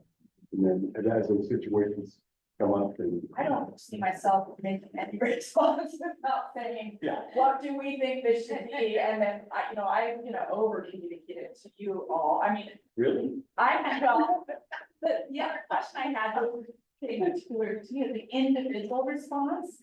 And I'm just, putting myself out there as a sacrificial lamb. I responded to an email from a member. I CC'd Val. And now that I look back, like, although I think my response is good, I would like to check with the board to say, hey, I like to respond to some data we have, again, around this. I did not because didn't meet in, I just find visually, I didn't see that there was these yet. Anyway, so it was an example of that where I also think, just so you all know, as an individual, I'm not. If one of you got an email and we didn't, I would also be interested to know like what that was. Like if I got an email, I don't think any, I would like to share it with you. If I got this email individually, it's FYI. And here's how I may respond. I don't know, because again, we're as a team, and if I respond as an individual, That's really tough. it's hard, right? It's hard for people to say like, well, wait, aren't They don't see you as an individual, they see you as a worker. That's- yeah, so would it be fair to respond and say like, thank you for sending me this email, I'd like to copy the board and superintendent, have this in record, and then kind of do exactly what we do here and there. I think you just say, I'm forwarding this to the superintendent. And then we'll give you a response. I mean, I feel like if they want it, doesn't all have to be done. but they don't know to send it, you have to click each email. Well, sometimes they don't know all our names. Right, and so I would like to just make sure you all saw it, and maybe there's a link. Instead of email board share, it's just email the board. So we all see it. I know it's spiraling now, so. I need No, we bring up guidance around scale. So Right. I'm gonna start, before I say anything, I'm gonna start with, saying that I use it by scale. I'm thinking of the quantity of emails that I have dealt with in my former role related to community board. Emails, calls, contacts on the street. It's not an exaggeration to say hundreds. And we are entering into an election season where we are going to start to receive emails because people are advocating for things that are spun up during the election and not necessarily related to what's in the classroom. And I'm bringing that forward because I think to your point, Christy, there are some things that are really important for the board to wrestle with as a team and to make sure that there's some level of consensus around how we respond when issues are brought forth by the people and that the superintendent cabinet is aware of. And we're going to probably get a bunch of emails that require some level of standardized response just to acknowledge that they received it. And how do we parse through that? And that's what common sense, judgment, and trust. They don't, from just a sheer quantity of emails, is it reasonable to say that every email response that each one of you make send is also sent to all board members?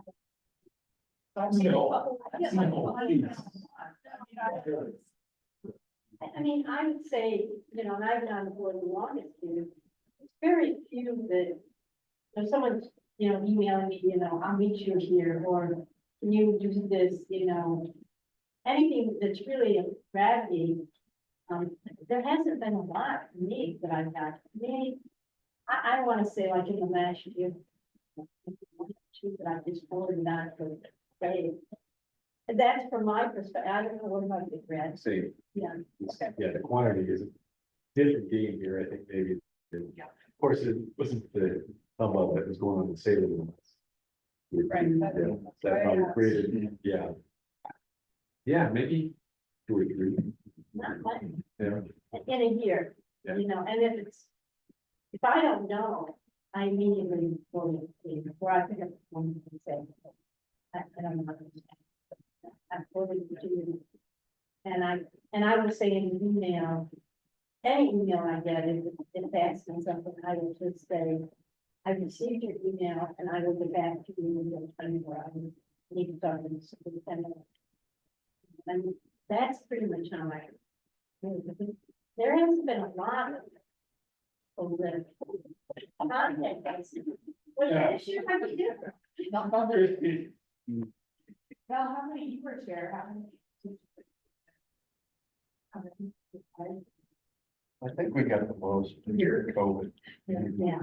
Yeah. COVID.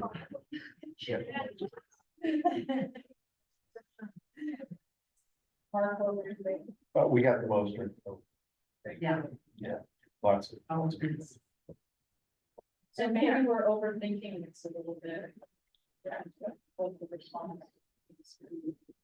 Certainly the words like this a little bit less specific and that create more flexibility. And I think cutting this down in terms of words. It's hard to follow. Yeah, so we got that, Kathy. We put that one down a bit. But I think the points, the concern and the point is well made, and when we're responding, we're representing the entire board, so making sure that we've had communication with one another if it's something that raises to the top, and because it is reflective of the entire board, right? Okay. Let's go to another group, because we might have duplicates, but we'll hit all we need to. This is very important that we have these types of discussions, so thank you. That is the hope and desire on this, providing clarity. Who wants to, John, can take you guys, give us another? Well, number 5, I think it's important that we add the team. Talk to the superintendent, she's the very last. It's per board policies, assistant superintendent, where we thought this issues, was the superintendent who was big-hearted, wanted to help. And then the appeal becomes, we don't have that process. Or it should have been principal or teacher. That's. So say that again for me. So you were saying adding another. Yeah, assistant principal before, superintendent. Yeah, add assistant superintendent. And you know what I'm talking about, Kathy? Good with that? Well, I think, maybe, we also spent quite a bit of time talking about private and adult category. And Stan had a really good point of. When people are coming to, by the time they are coming to you, obviously, there's multiple reasons they haven't gone where they should. They either know, they don't feel comfortable, they feel like they can email the principal, it doesn't say they've ever talked, there's a lot of misunderstandings, it's like, so. And you also, I was explaining a situation with someone that just talking about something really intense for their family, and it felt, how do you respond without feeling dismissive or patronizing by saying, well, have you talked? I mean, and this person's like, okay, they need something, either help talking with the teacher, they're just coming to you to figure out what to do, right? So it's a student positive. So the idea about changing this protocol to questions that we would ask, which I thought was a really great suggestion, instead of saying that we talk to the teacher, asking them what steps have you taken so far? Waiting to see what they say, and then, so some kind of protocol that even principals could use it to help parents understand, like, these are the questions we're gonna ask. And have concern. Be prepared to let us know what steps you're taking, and here are the steps, like, these would be the steps that the principal would, right? But for the board to maybe have a protocol asking questions that sound like. So is that different than changing the process you're asking for? Brad and said, hey, Yeah. Henry I have this issue, and Brad was like, when have you talked to them? And I know we don't respond quite that bluntly, but sometimes it comes across to me as a parent, it would be like, are you kidding me right now? I'm trying to explain to you, I don't know what to do. So how can we put something into number 5 that's helping them get to the right place? It's not to say that the process doesn't need to be there, but what are some tools and questions like, tell me more? Right, like if you're asking them to talk to the principal and that family has never met the principal, they weren't at the back of school, I mean, that's families, that's intimidating, people are intimidated by that, I don't know, like. Yeah. To Arturo's point, I think I like that idea that it's more around tools of communicating. How is it that you ask these questions in a way that are not how they're directly stated here? There are ways to ask and get to this information in a thoughtful, respectful, caring way. And that's just a skill. You just have to know and learn how to ask these questions where a person doesn't get it. So one quick point, this may be too much of a read, kind of wordsmithing, but the A, it's not just the teacher, it may be the coach. And it may also be a staff. So I don't know, with that, maybe not teacher or either add in or cover them to present that, but it may be a coach, it may be a staff, but not necessarily a teacher. I'm just thinking too, maybe you know, in situations like that, when people come to me and I know you, and you're talking about Henry, you're upset. What I might say is, let me call the principal and have him or her call me, and we can work this out. So I take the lead on connecting the parent with the principal, and I'm the point person, and when I get to the principal, I'll say, this is the situation. Chrissy's in this situation, I know who she is, I know Henry, what can we do? So prep the principal, and then he or she makes the phone call. Yeah. Does that make sense? Kathy talked about that too. Yeah. It's just a softer way to connect with principal, or whoever. I know now from them. Have your. Yeah, well, you know what happens, like, when the superintendent gets involved too soon, and they don't have all the information, and next thing you know, we're in an IP situation, or tort plan, or, it just makes it really hard. So sometimes just you making that connection with the parent help facilitate that. The only thing I would caution on that a little bit is the positional power. When you went to the teacher and said, hey, this parent called me because of X, Y, and Z, they might feel pressured that they have to fix it. And, you know, so I don't know. I guess the expectation isn't to fix it, but really to work with the parent. to figure So out. it's the approach that's taken with the 'Cause it's- teacher, the administrator, in my mind, the board member administrator to them. yeah, it's not about really, in my mind, it's not about the parents, it's about the kid. Yeah. So, and if you keep that in the primary And focus. yeah, and that's when the person's saying, I felt like I tried those things, even though maybe they technically haven't.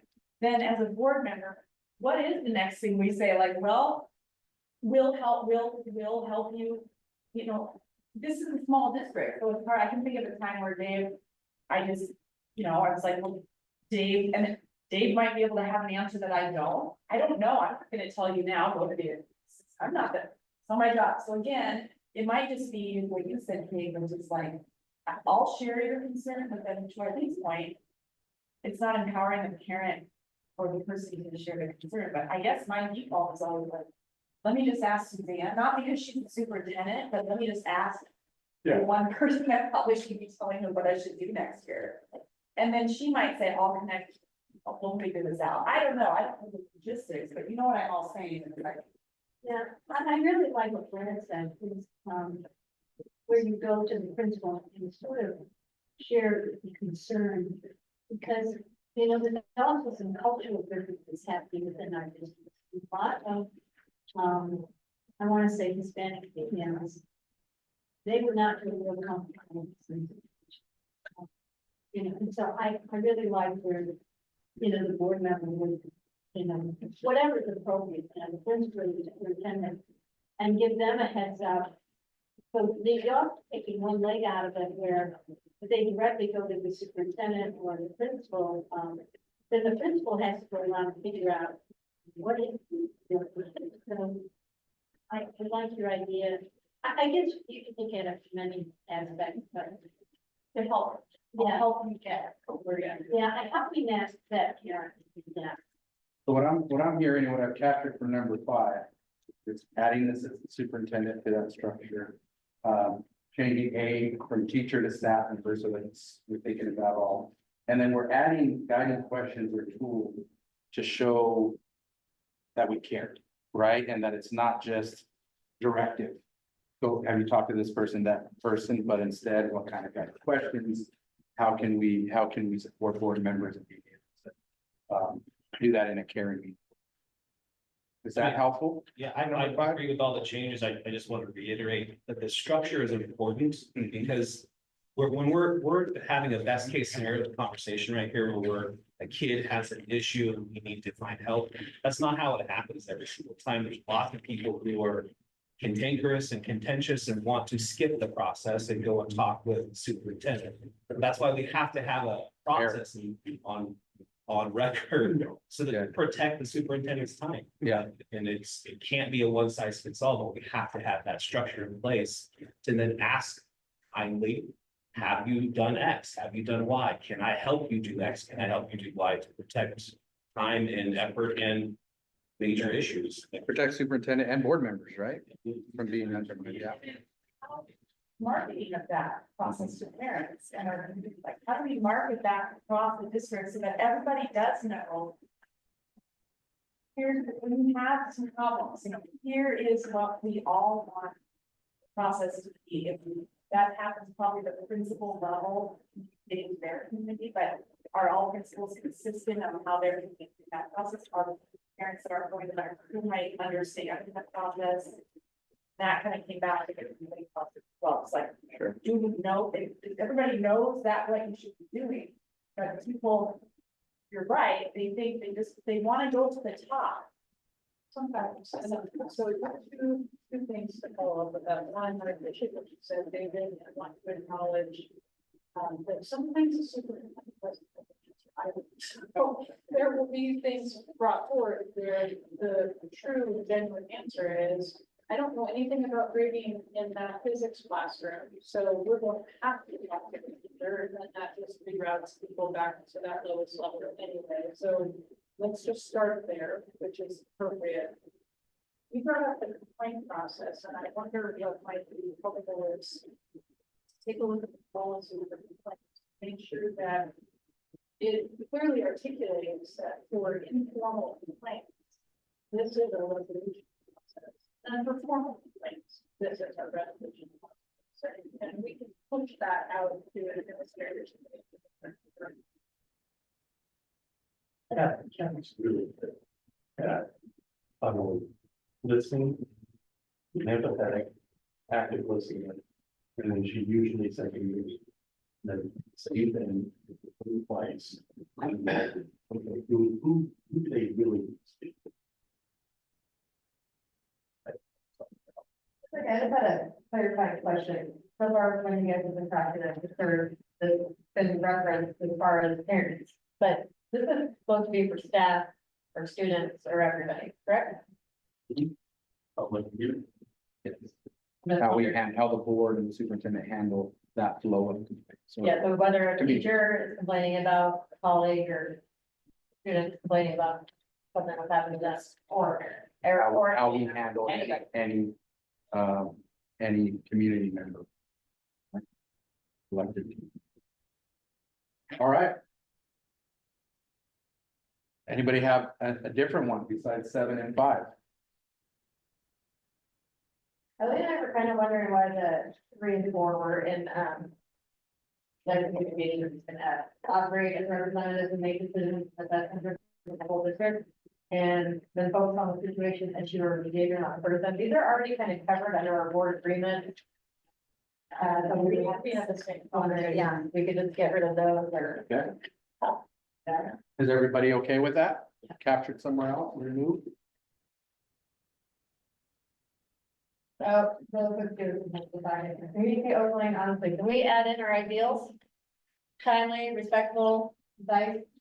And Sure. number 1.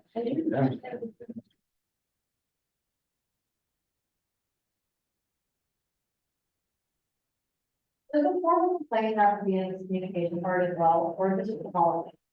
It's a policy, we just did that. Then I was just wondering what people thought about that, it seems like it's a policy that we have it in writing that it's a policy, so. I just wasn't sure if it was maybe in a communication so that if somebody came to me, I knew what the future was. Yeah, I mean, we can have a statement there that it's something much bigger.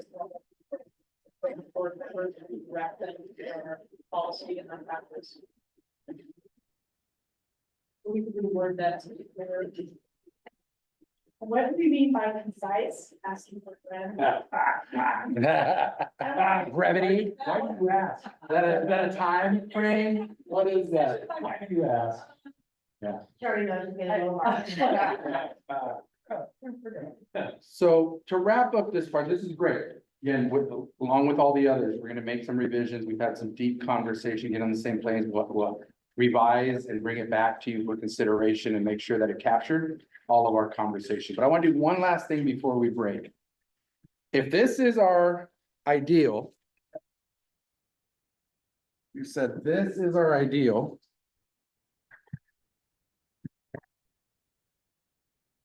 Open, honest, timely, respectful, two-way, in-person, when in-person or phone call when challenges or sensitive information arise, trust and humility, concise, shared understanding of what needs to be communicated and how, no surprises, have protocols established, consistent and shared with all board members, assume best intent, follow state, federal laws. If this is our ideal, and this is our current reality, right, with the adjustments we're going to make, are we missing it?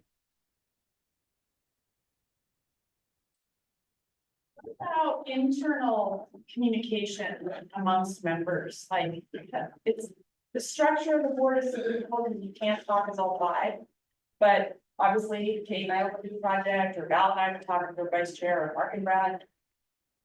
And sometimes I think that has been hard because it naturally creates these little, you know, camps. And so how do you, I don't know, it comes back to kind of leadership, you know, like leadership, we want to send out the minutes of leadership so everybody can see what we talked about in there, right? So I guess maybe it's a reporting piece. It would be nice as a board to, maybe it's not there, I don't know. How can you still have the conversation, but not have it feel like, you know, even the financial one with Eileen, like, I don't want to say jealousy, but you know, I mean, like, I feel like I want to go to that meeting with Eileen and I just, you know, kind of learned that those meetings were happening, but I don't really know. So how do we make sure, I guess, at the board, maybe we can be a little more forthcoming with, like, in the past 2 weeks, Kate and I had a conversation about this that we'd like to share with the board, or Mark and Brad, you talked to Dave about this topic, because that's what I would kind of hear, that 2 of us talked to Dave about it, and I wouldn't know.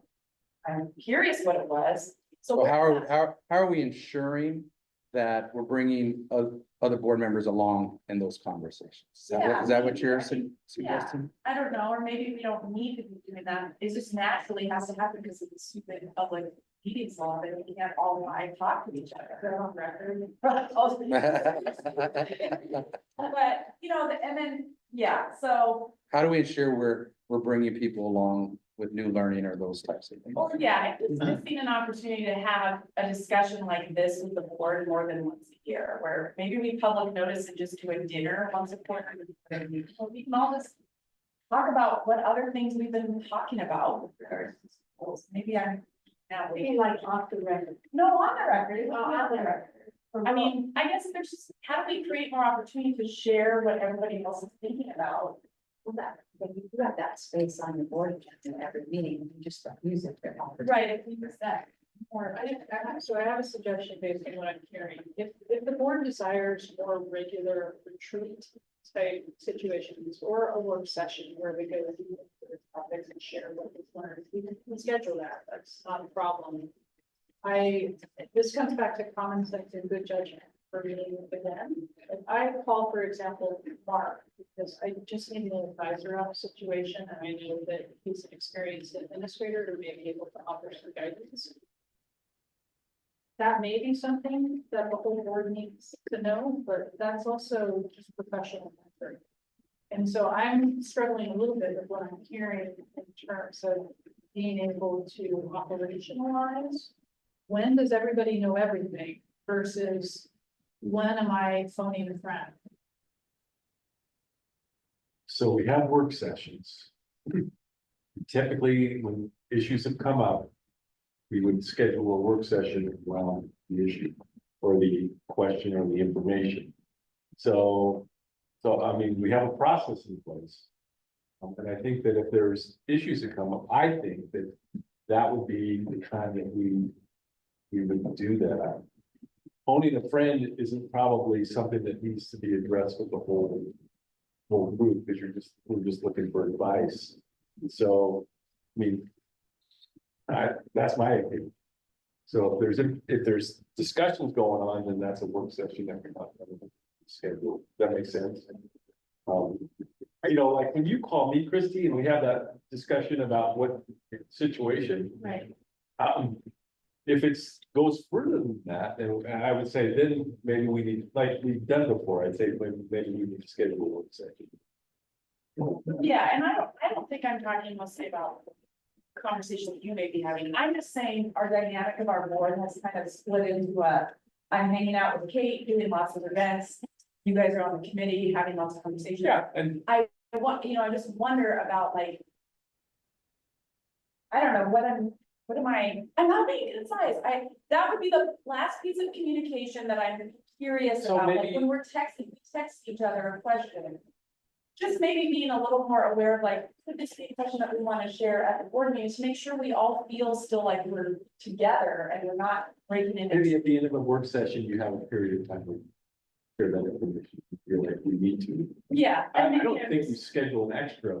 No, I know, Okay. I agree. Okay.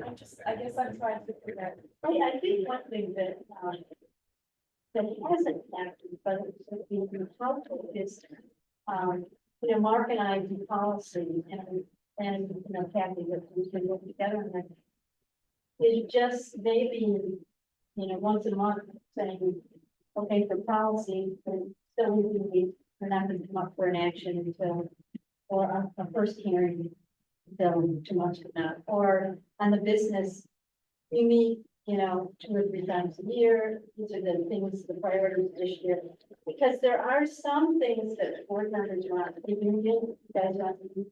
And there's some things that you can share, but there's some things that you can't. But just letting people know, not only the community, but also the teachers, that they listen. These are the 2 board members that are on the union negotiations. We're addressing, you don't have to get into a lot, but that also informs the other board members of what other people are doing on policy. And we haven't did that in the past. And I know when you came on, you said, well, who's on these committees? And, and it never dawned on me that I should share that, eventually you knew that Mark and I would do policy and Brad. Mark would do, but this is with you. And so maybe that would also, Yeah. just a short, 2 sentences. It doesn't have to be involved in that, but it also informs the community and the teachers. Good idea. You know what might be good on the board when you put out the board, whoever puts out the board back, that's like you. But to put in that other board comments, like policy, financial, committee updates, right? Because I'm on 2 of those committees and I don't always It's think, a reminder. and sometimes we haven't met, and Eileen would say, we're supposed to say something after. Yeah, we meet." And usually so- say you so meant. we do that usually the meeting after we meet, but if it's, it's more periodic. So if it's just in there, it's like, okay, kind of a reminder, okay, so. Put those. It's really easy to do, update any committee. updates. I also like the Park and Rec Commission and the Oh, yeah, Economic yeah. Development Commission. And the bond committee. Right. The other thing is, if there are any things that you want more information on, that there are other committees, the bond committees. We're happy to sit down and meet with you, go in detail with you, with the stuff that we've been talking about with the others. If you want to hear more about our guys deeper and, that, we're happy to do anything. Oh, yeah, so as a new person, and you think about new people, I wouldn't even know what to know. So like, right, I would ask for, so having something in the structure where at least I would be hearing at the meetings with the committees, that would give me a reason of going, right, so I know you guys are really good about. You're not new. Well, I know, but I don't know how to break this to you. You're not new. I just learned today about this, the in-depth stuff about, I'm just learning how much there was happening. So just improving that Sure. share out, I guess. Great. What I captured there was, how do we ensure that we bring other board members along, more opportunities to share, committee information updates? And I think it's just something that we need to be more conscious of, right, as a collective group of how we share information. Whether it's communicating in response to a situation or just general, here's some of the conversations we've had in committees and that. Yeah, and the other thing is that, we will have elections, eventually down the road, we have board members, and so we have to have something to say. Absolutely. Huge takeaway for me, Kate. I mean, the fact that that miscommunication was happening is certainly an area of improvement for any new board member coming in, right? Absolutely.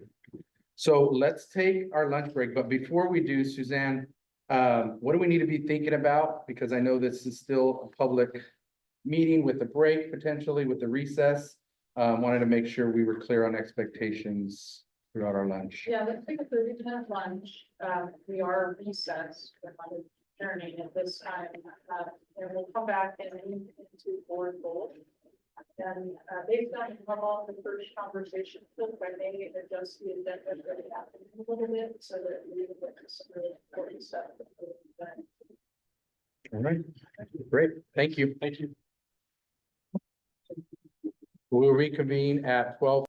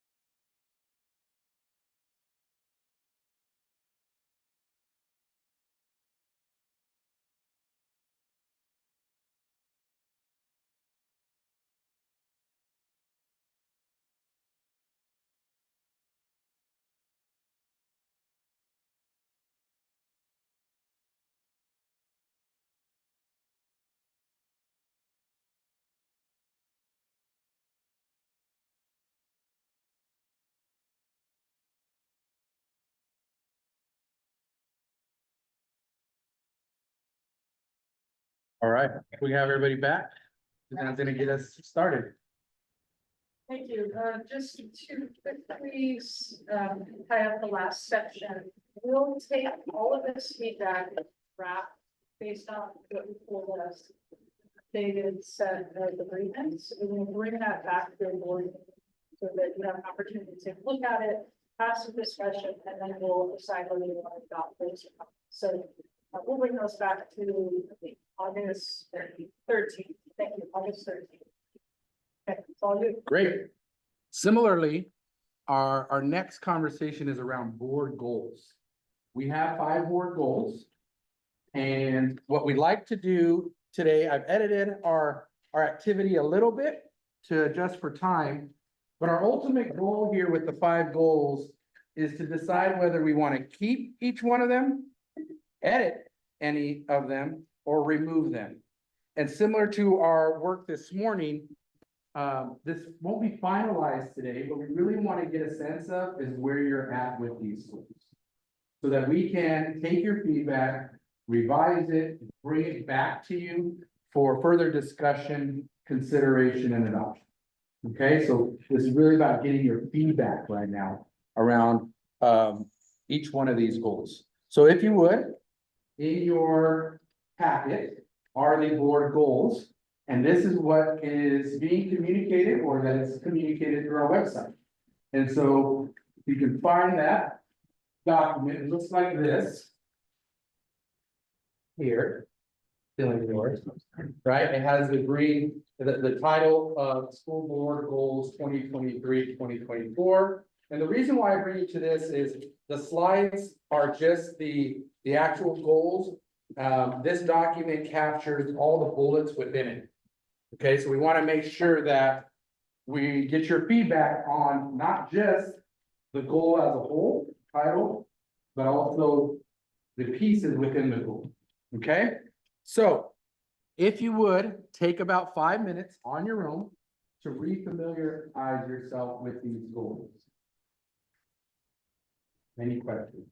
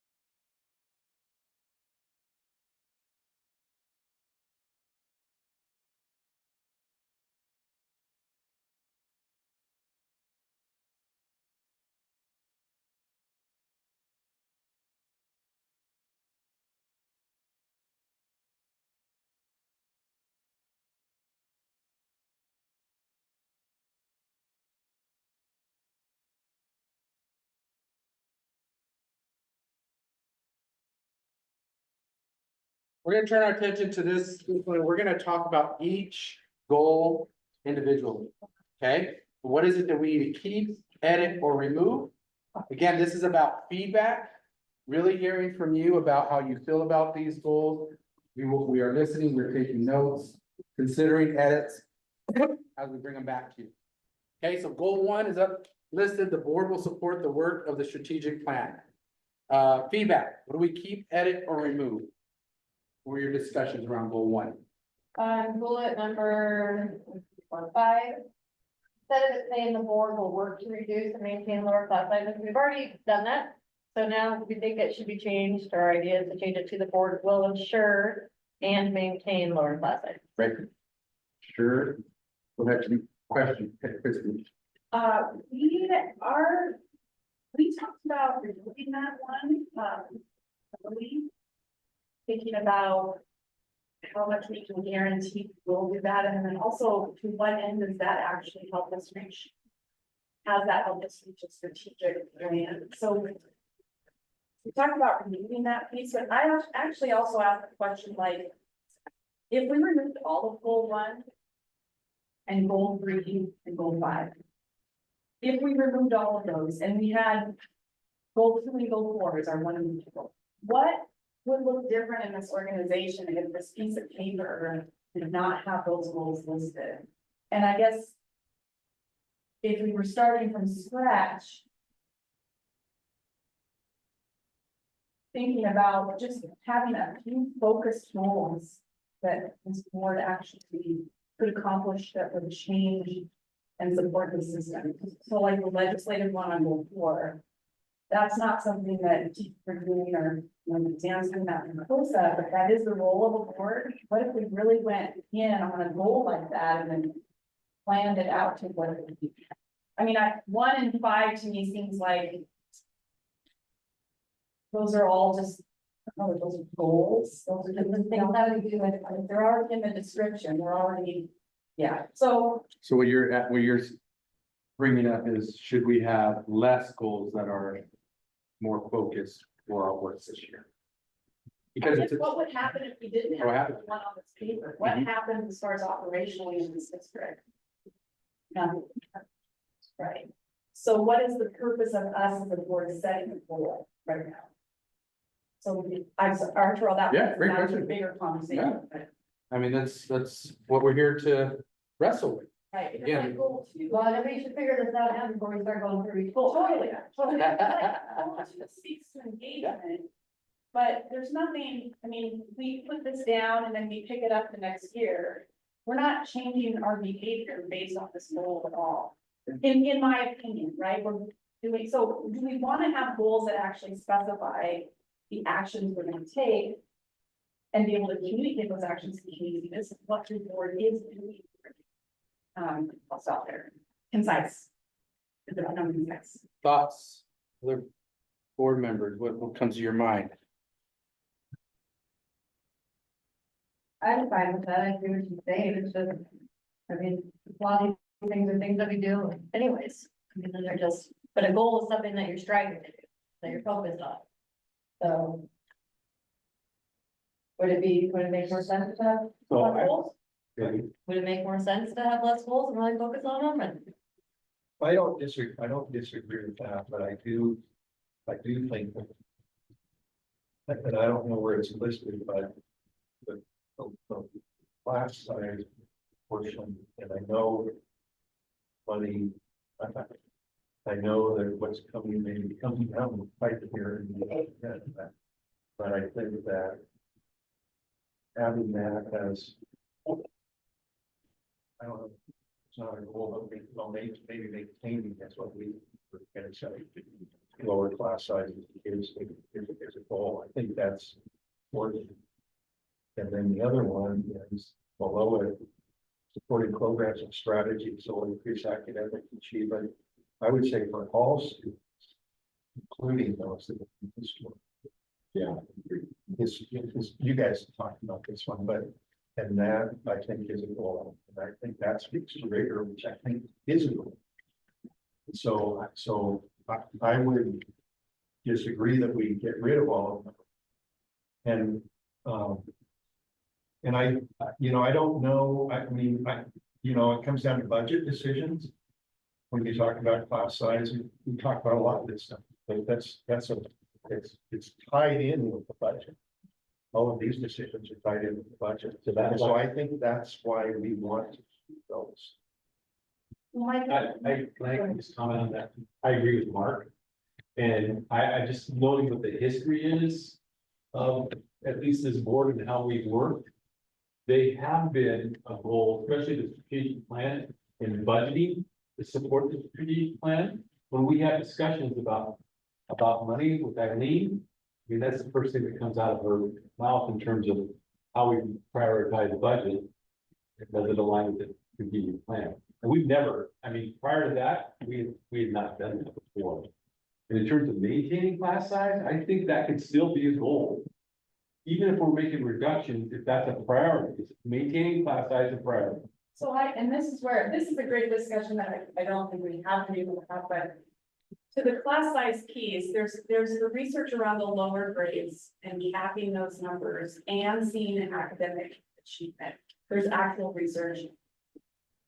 There's the class size focus and the amount of money that we spend, is it close to, I think I had asked, like $1 million, something to reduce class size across the board, like whatever, the amount of the budget that we spend on class size.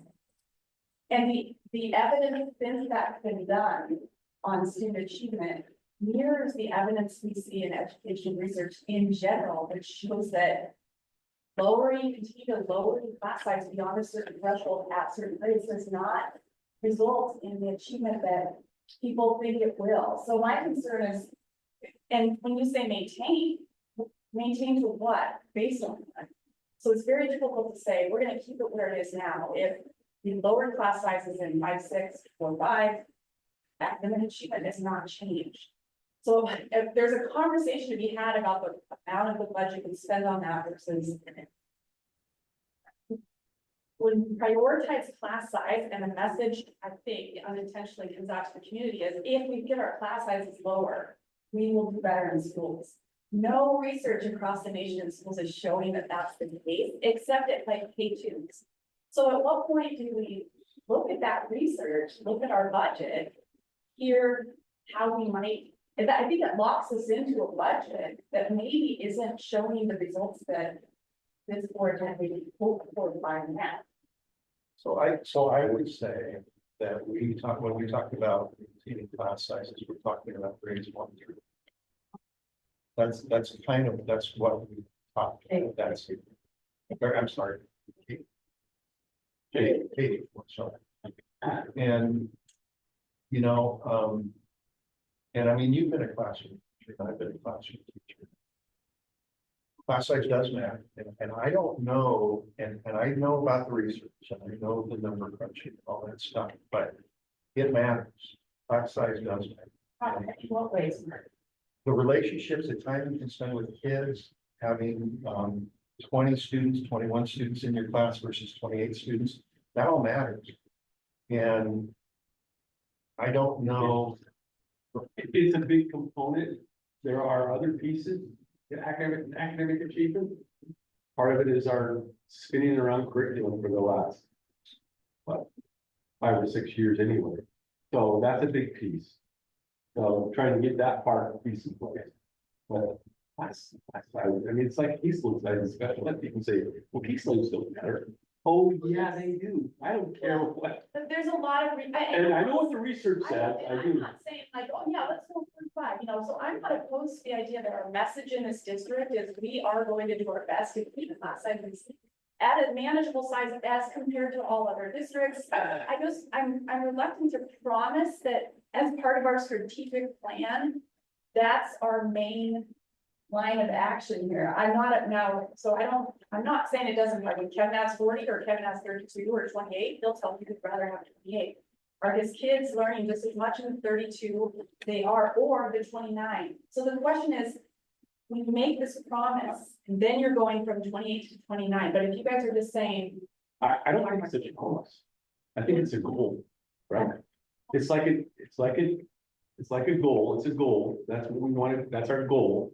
I mean, if we get to a situation where we get to a budget crunch like we were in the 2008, 9, 10, then obviously we have to revisit that, but that's a goal, but try to maintain class size as best we can. At what?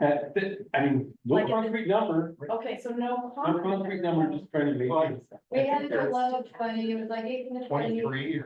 in 20. kindergarten. We had set this, 24. and then it was like, as it got to fourth grade, we were saying more like 26, or, I don't know, we had numbers set, but when we had it. We did. We had a- Yeah, it was like 18 to 20 in kindergarten, We did. and 22 in first grade, and a couple more. But to Val's point, and that was the focus, you had accomplished that, so maybe it's speaking more to.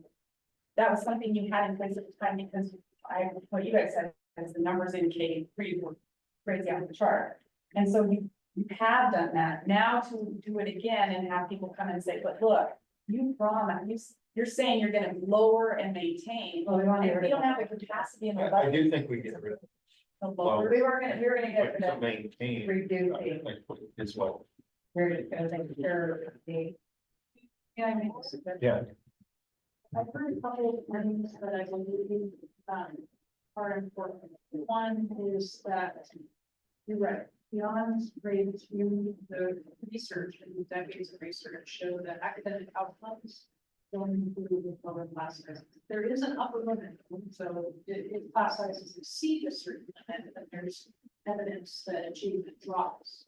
So want to put that out there. But what I heard you say, Mark, is that the emphasis on lower class sizes is not necessarily with the better achievement, but it's some of those more affective factors that make the school experience important and meaningful for our kids. If they have a strong relationship with their teacher, they're more likely to come to school to do better, to have better peer and pro-social experiences. So maybe the emphasis is less on we're going to ensure lower class sizes and more around we will prioritize lower class sizes in the budgeting process. That will help us achieve what we're trying to do in the strategic plan. And as we go through our budget processes, even when we reach a point where we may be facing reductions, and that may come depending on what the state does in the future, we can still look to this and say, as we are making decisions, we will certainly prioritize maintaining the class sizes to the extent. I guess the question I have, do we feel like we're going, moving into this next year, do we feel like we're gonna need to make reductions in the next year? No. No, so if that's not where we, yes. Okay, but where we are, what we budgeted for this next year. For 2025 school year, I think we're solid. Yeah, that's what. Please jump in if that's incorrect. We don't know what the legislature is going to do for the next time. Right, and I guess I'm not talking about the next one, I'm talking about this upcoming. Well, and Governor Kotek just yesterday suggested that she's gonna change that formula to potentially give us a little bit more, right? So my question with that would be, with just that as a goal, and I think Sam makes a good point about Mark's point, prioritizing, what if it came down to prioritizing the class size and cutting a couple teachers? Right, like if we were making choices in budget or cutting a program and prioritize class size as the number one thing for the team or on our goal list, I don't want to be limited to that. I want the flexibility of saying, that wouldn't be my first choice at this point to move from 29 to 28 or to 28. I would rather go from 28 to 29 and sell it to teachers by saying, we're gonna take that as a win and we're gonna give you the support you need with this. So it's just about. That would be one choice. Well, That would well, be- it's true. We always have these Yeah. conversations about how to spend the money. It always comes down. That's every decision comes down. And so you're right. We have that conversation, but I like personally prioritizing class as leaving it in there as that, certainly for this. Yeah, that's what I'm saying. Yeah, and I think that, there's a couple things, is when you look at the students in the classroom in 1990, you look at the students in the classroom now, very good, really good. And you know, and you've heard me talk about this a million times. Those, pre-kinder, at least second grade, those are really, if they do not get the fundamentals with phonics and math, they are crippled down the road. And one of the things I think about with the new superintendent, some of the things they're doing, if we can align our education, align the instruction, then I think we can go back and look at this. But we're not aligned. And I do not want this, we spend a lot of money and time and programs on saying, okay, well, this program, this program, and we don't have the outcomes, and we don't have the outcomes because they're not aligned. So I would keep the class size priority in, and hoping that the alignment in the next 1 to 3 years that we really see some change, and we can do that. But those fundamentals are absolutely critical for those kids. And you look at the behaviors of the kids, and you look at how much money we're spending on the evoked behavior program and emotional regulation, et cetera, that if they don't get it in those first 3 years, it's really challenging. And to me, it's the number one priority that those class sizes stay small.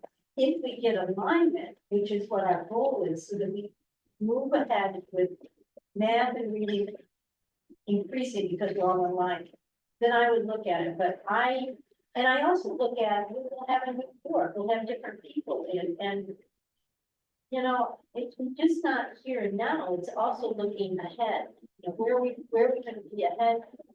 And I don't know, that's a real strong one for me. I can't have small class sizes. And then, of course, I'm gonna talk about dyslexia, because those kids. Of course you are. Yeah, well, you know what? They're all our kids. We take care of our special ed kids, we take care of all the kids, and those kids are being left out. I don't care what anybody says, I see it, and they feel it, and them being retained is not okay. So, for me, that has to stay. Why don't we do this? Again, this is about feedback. We're not gonna make. We're getting feedback, trying to understand, get a pulse of each of these goals. So let's jump back into, if there isn't anything else with goal 1, we'll talk about goal 2. And then at the end, we'll kind of just revisit this question of, do we need all the goals or should they be reduced? Is that okay? Please. Board members are encouraged to participate in training through Oregon School Board Association. I just want to point out that there's 3 different goals. There's mentions of training or conventions. And personally, I don't really go, I've been to the convention one. The timing is not great, and I didn't feel like it was that worth the money and time. So I would either like to get rid of those, or I would like to know that you guys really want me to start going to these conventions and like make it a goal, instead of having it a part of these different goals. Either a goal or something that we can take off. So what Christy and I talked about is that we have in our agreements, just interact with that.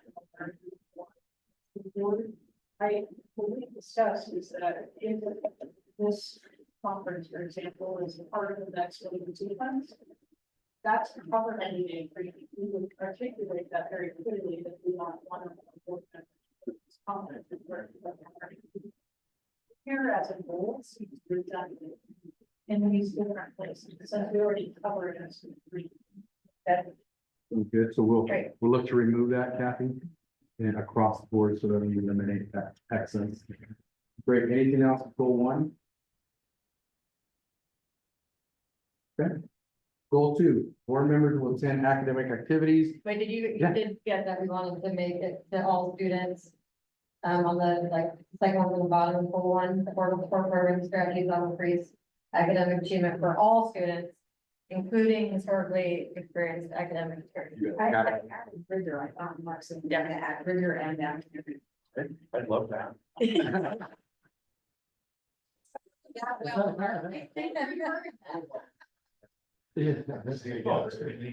Like, yeah, thanks for.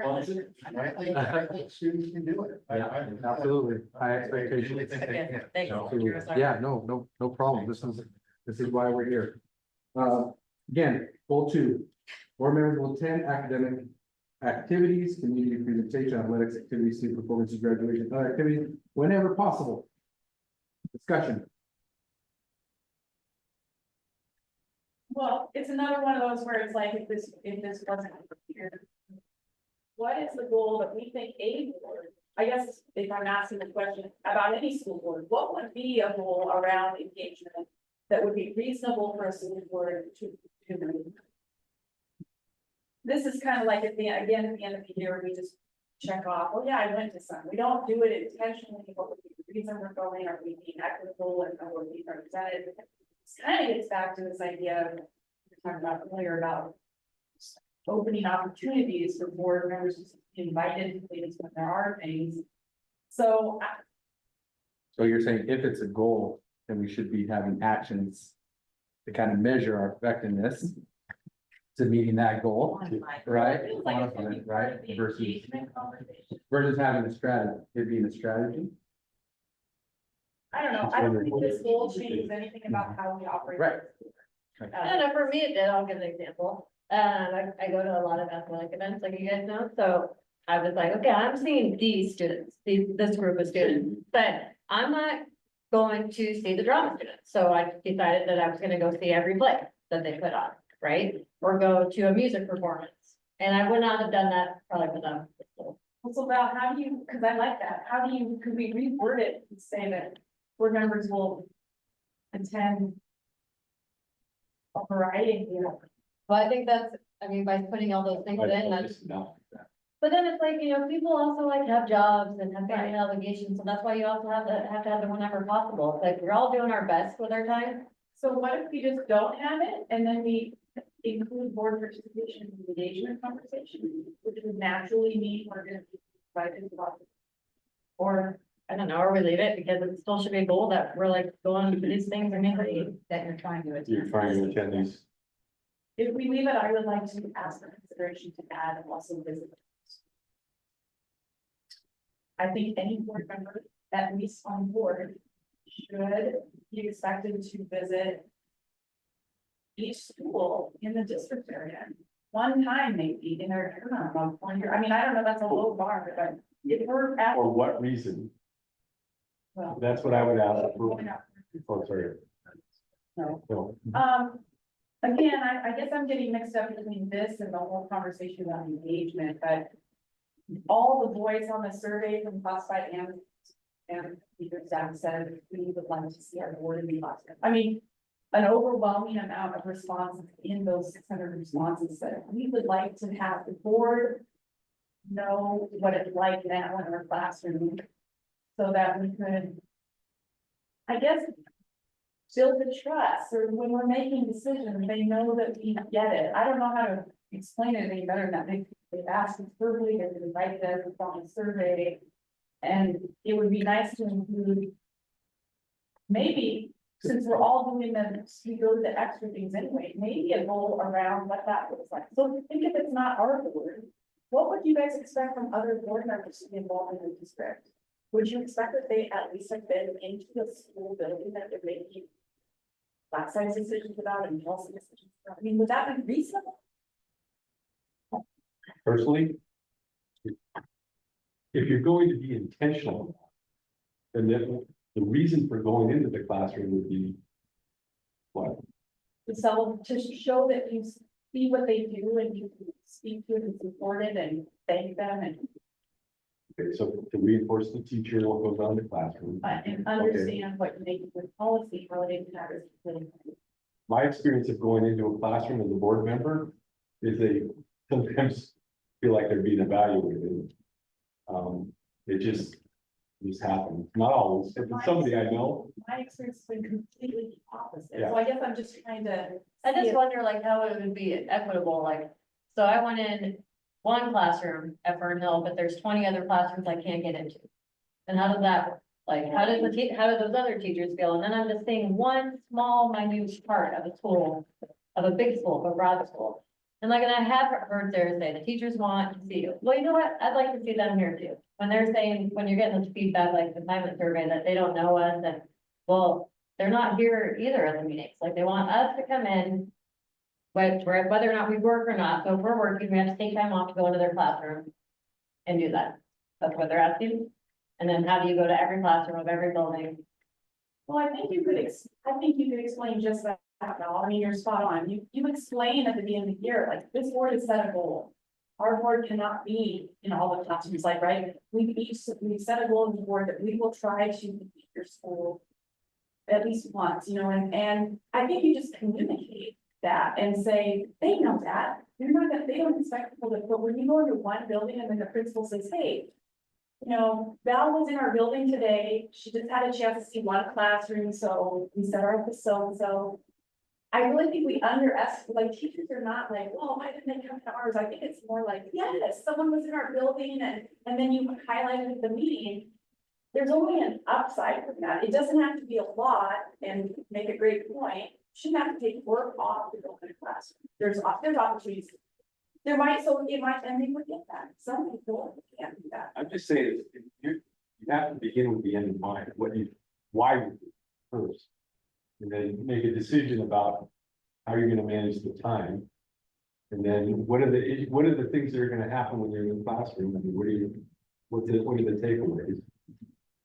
Well, we have to see, well, one of the things that I see, the question is that when we did the survey, they wanted to see us in the classroom. But why? That was the question I had wanted. On the other hand, since I've been on the board, I teach school and I took a day and I all year long, that's right now it's 20 years. And the goal is that I recruit for 10 years and I have to. And I never had lunch, even lunch. They did not want to see them. Okay, they don't want to see a scribble. Okay. And that's where they, but they're down and say whatever they want. And so I did something very specific that I do. And I meet other people in the staff, and the kids and that. And so that works perfect, and I'm happy with it. They're happy with me, I think, most of the time. And so I guess my thought is, and this, when we went and did the teacher appreciation, I mean, they were really happy. And then they invited us into the class. Our classroom was the library, we went to a couple other rooms and that. And so I think we could find a happy medium there. I don't know if the teachers really have a clear understanding of the roles of the board members. But I think they're thinking, and I'm assuming is that they want to be appreciated. They want, that's why they want us there, or they want to share something positive, maybe something negative. But my experience has been pretty positive. And that's what I see. So I would say, I did the back to school barbecue last year. Sat with a former science teacher from the high school, so I sat at the science table and some of the science teachers that were and so we chatted sort of way back. And I agree with Kate. She says there's probably a happy in here. I think this board has always been very supportive of the teachers in this district. We have been supportive in speaking about the teachers. We've been supportive in most recently in negotiations with the teachers. And so we are with the teachers.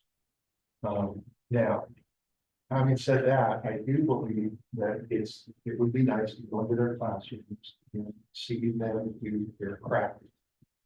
And see them teach, and that's probably something that, like Kate said, maybe there's a happy medium there, and I don't know how much that is or isn't in terms of visiting classrooms, but I understand their desire to have school board members come.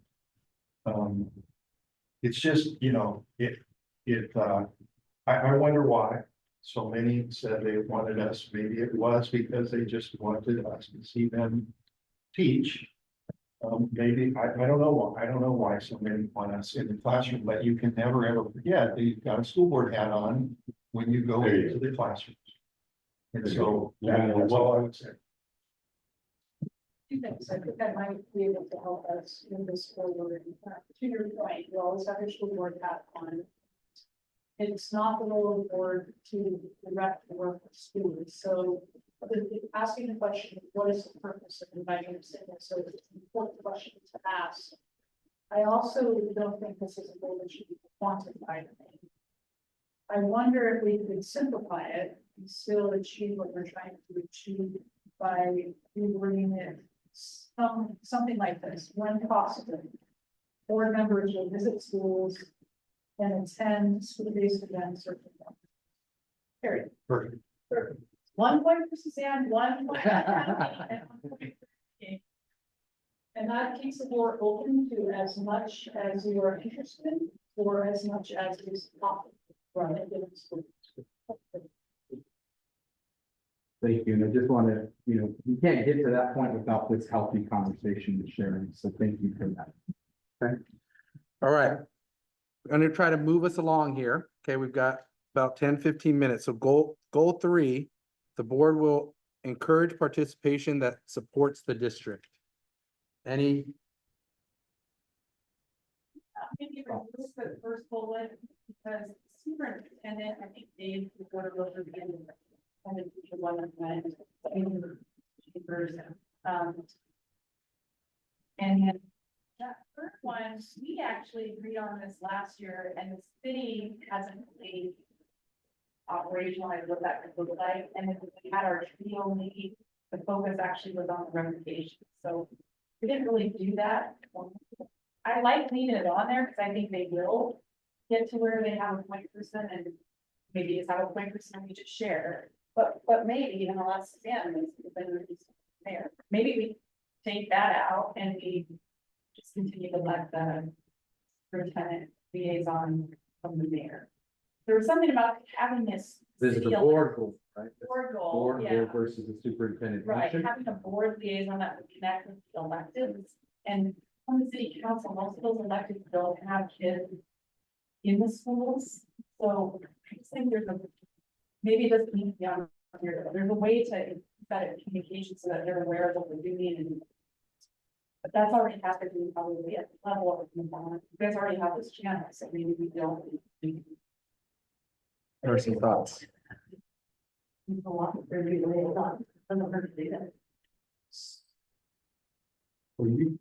on 2 civics groups. And the reason I'm on there is because of that goal. We divided it up at one point. And so, it has been helpful, kind of a communication between what's going on in the city and the groups. So. I I think think we get rid of the first one, leave it next to. Yeah. Good. Goal number 4. Board will continue to advocate for adequate and stable funding for K-12 schools. Keep, edit, remove.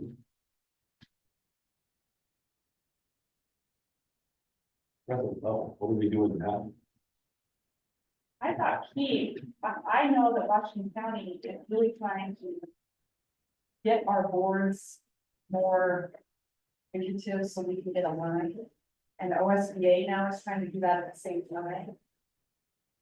The one piece of this I thought would be, again, if it wasn't us on the board, to encourage board members to reach out and actually develop a relationship with Susan McLean and Janine beyond just what we do now. And I don't know that we can be formal now. So I like the idea of leaving it on there, but I think it's everybody's having the same conversation. Like Beavers and Hillsborough just got in contact with me. We're trying to figure out like how do we all do this together.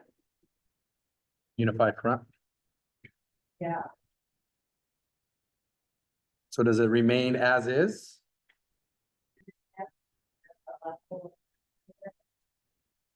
Yeah.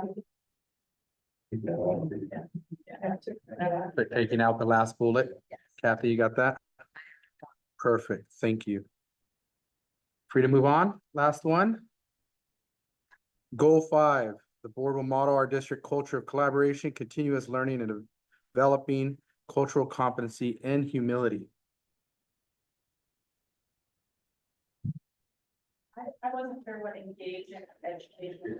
I had questions on it. Yeah, we don't. It's a line. The whole goal? Yeah. Yeah, okay. The whole goal, no? Yeah, agreed. Whole goal? Yeah. So that's kind of, you know. That was nurses. I know, but I just want to make sure we're thinking. Can you So share? I would, going back to the goal forward there, so board members who maintain relationships and communicate regularly with their students. I don't know that I'm regular legislator, so communicate with the legislator is something I can do. I don't. Well, I think we could probably talk more about what that does look like. If it looks like the board chair will make sure that once a month they connect, you know, whatever. Or what would this board like that to Because it says members. Well, I know, and They're it's the the same, board or, you know, yeah, it's the same discussion that OSBA is having, like, we're all randomly sending letters or at the last minute submitting things, so how do we align? So with this board, I think that I would bring stuff to the board meeting from OSBA and say like upcoming town hall meeting, is anyone, would you like, you know, one of it? I think it would be good to have a representative from the board at the local town hall at the very low bar, like just to go. But that, I don't know if that goes on here, that's just me, I think there's a bigger discussion of what do we think that would look like, it's powerful, maybe it means each board member has at least reached out one time and just introduce himself on the phone, and on the board. But from Mark's point, I don't think it means the whole 5 of us have to be continuously regularly talking. I don't think that's what I want. What I said, just define a communication pathway for the communicator. So as a goal, that would be. We haven't done that, so maybe that's the goal, is just define like how this board is going to communicate during the legislative session. Because if we, Mark, if you were on LPC, if you weren't on LPC, and if I wasn't on OSCA, then there would be nothing in here helping the board know what we should be doing. So maybe each year the board itself just decides on the plan, depending on who's on the board. And what rules like, like Brad, you're in your groups, that would be part of that, right? I mean, depending on. Yeah, I guess it just depends on the purpose again would be what? I mean, what would be our purpose, just to keep us informed? No, No, I'm sure no, that I think we need to. advocating for funding and knowing what's going on with the legislator. Okay, That was either. Yes, so, and because that would be part of the plan, what would be, so we'd identify the plan, but then say, this year. What is this board's priority with this legislative communicative plan we're doing, you know, so now we'd be like, well, this year, we're gonna get that extra money. What does Eileen think we should be doing with that, because that's what they're asking now, on OSBA, is Okay. go back to your boards, and how does the board think they want to spend that money? A lot of alignment, Kate. Recapture. So define a communication plan to engage in those. Around habits, or, whatever, yeah. We'll take kind Yeah. of play with some of these thoughts and ideas. I want to go back, Kathy mentioned here that, not say, I believe. Yeah. I don't want us to just strike through goal 5 without calling out cultural competency, equity work, and those might appear in other parts of the goal. Is that something that as a board, we are, by not having it, are we moving away from, are we, does it feel like it needs to be embedded somewhere else, or are we saying no to goal 5? I just want to slow us down before we just did that. Move that third one to the top, goal 1, and say the board will participate in district equity work. is that part of our strategic plan? Yeah. Actually, it's not called out in its that into. Right, that's what I'm saying. I know, but for NARCY, it was very important that it was called out here, so I just want to make sure we talk about that. This was one of our board members, she was the equity advisor at that. So she brings that lens, so I think we should at least. Within goal 1, there is a bullet point about using the equity lens Okay. Yes. for policy and curriculum development. We could build out what equity lens means. There's many ways to interpret that. So. Okay. So. Or we could take a version of the golden words, goal 5, and add it to goal 1. So that we add the goal and then explicitly calls out cultural competency.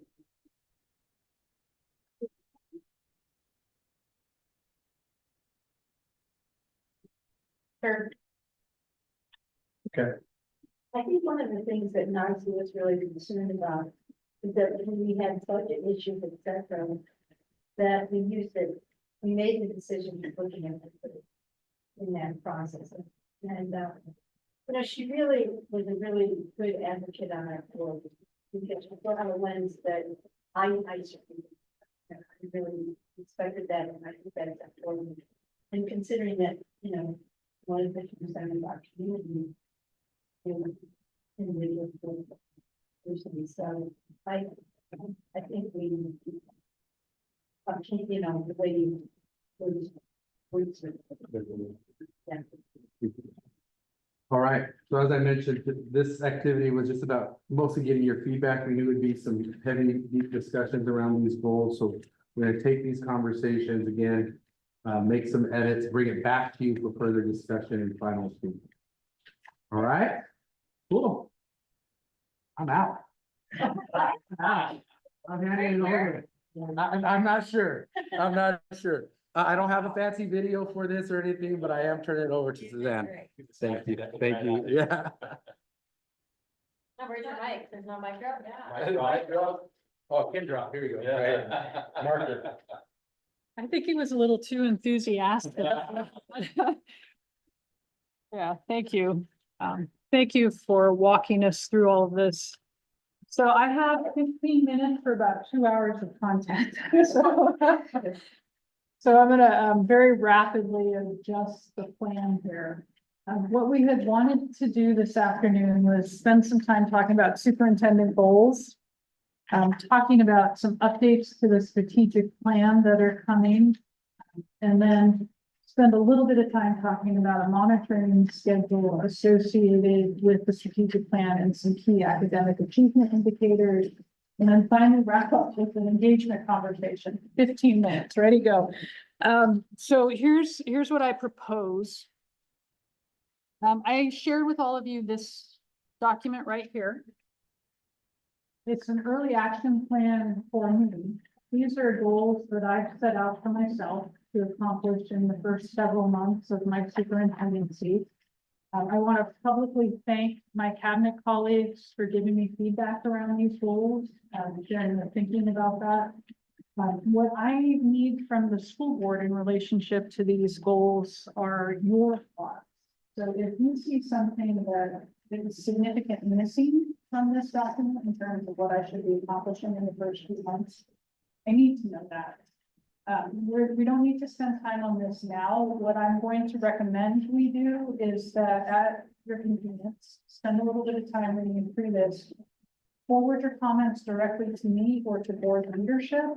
And when I next meet with board leadership, we'll spend some time engaging with this document and make sure that these goals align with what you hope for from the new superintendent in these first few months. Does that seem like an okay adjustment to this part of the conversation? Do you want us to forward the times?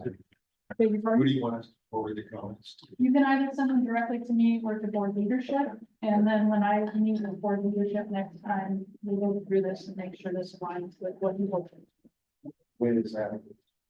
Our next meeting is early August, yeah, I think you're right, August 6th. Okay.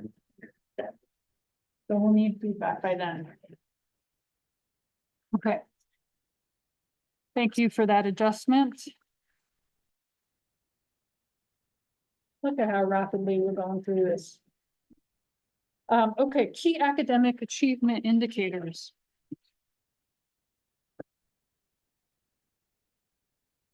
Let me pass this out.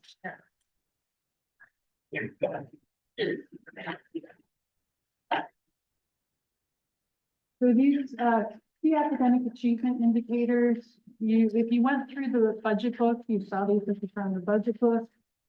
I have found several versions of these on our website. So this is a document that has been in front of you before. And what I'd like to propose is a modification to the achievement indicators to align with the monitoring schedule that we will then bring into the boardroom. The reason for this adjustment are twofold. One, I understand there have been conversations that have occurred over the course of the past year around the importance of what I refer to as leading indicators, those indicators of student growth that show us that students are moving towards the level of achievement that we want. So the revision you'll see here includes growth metrics. If you look at ELA benchmark, for example, this first column, we've added a column there to include growth.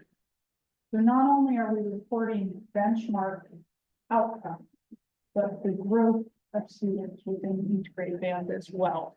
So I think that's important to start bringing to the board so that you can see what the real growth is that's taking place in our classroom spaces. The other proposed change is around the Spanish language arts metric. We need to measure English language arts. That is how we are assessed by the state, and English is the language of commerce in this country. It's how we get things done. But we educate a lot of our kids in Spanish. And all of the research is very clear and conclusive at this point that when students are literate in L1, their first language, and we develop that literacy to the point of proficiency, they will be able to transfer what they know in language 1 to language 2 or 3 or 4, depending on how quickly they know. So building up that Spanish literacy for our students will help them develop English proficiency later on. Measuring both matters. So I'd like to propose that we start bringing into the boardroom those metrics related to how students are developing Spanish literacy as well. I'm going to pause there for just a minute. What questions do you have just about those couple of changes? So when it says growth, ELA, the first grade, that so the 46% students never know that. Yeah, these are draft metrics. They're not complete yet, but Okay. yeah, 46% are above benchmark. And then 61% are meeting the growth metric. Yeah, they're the expectation for growth. Okay. Yeah. Arturo, do you want to add anything? to that?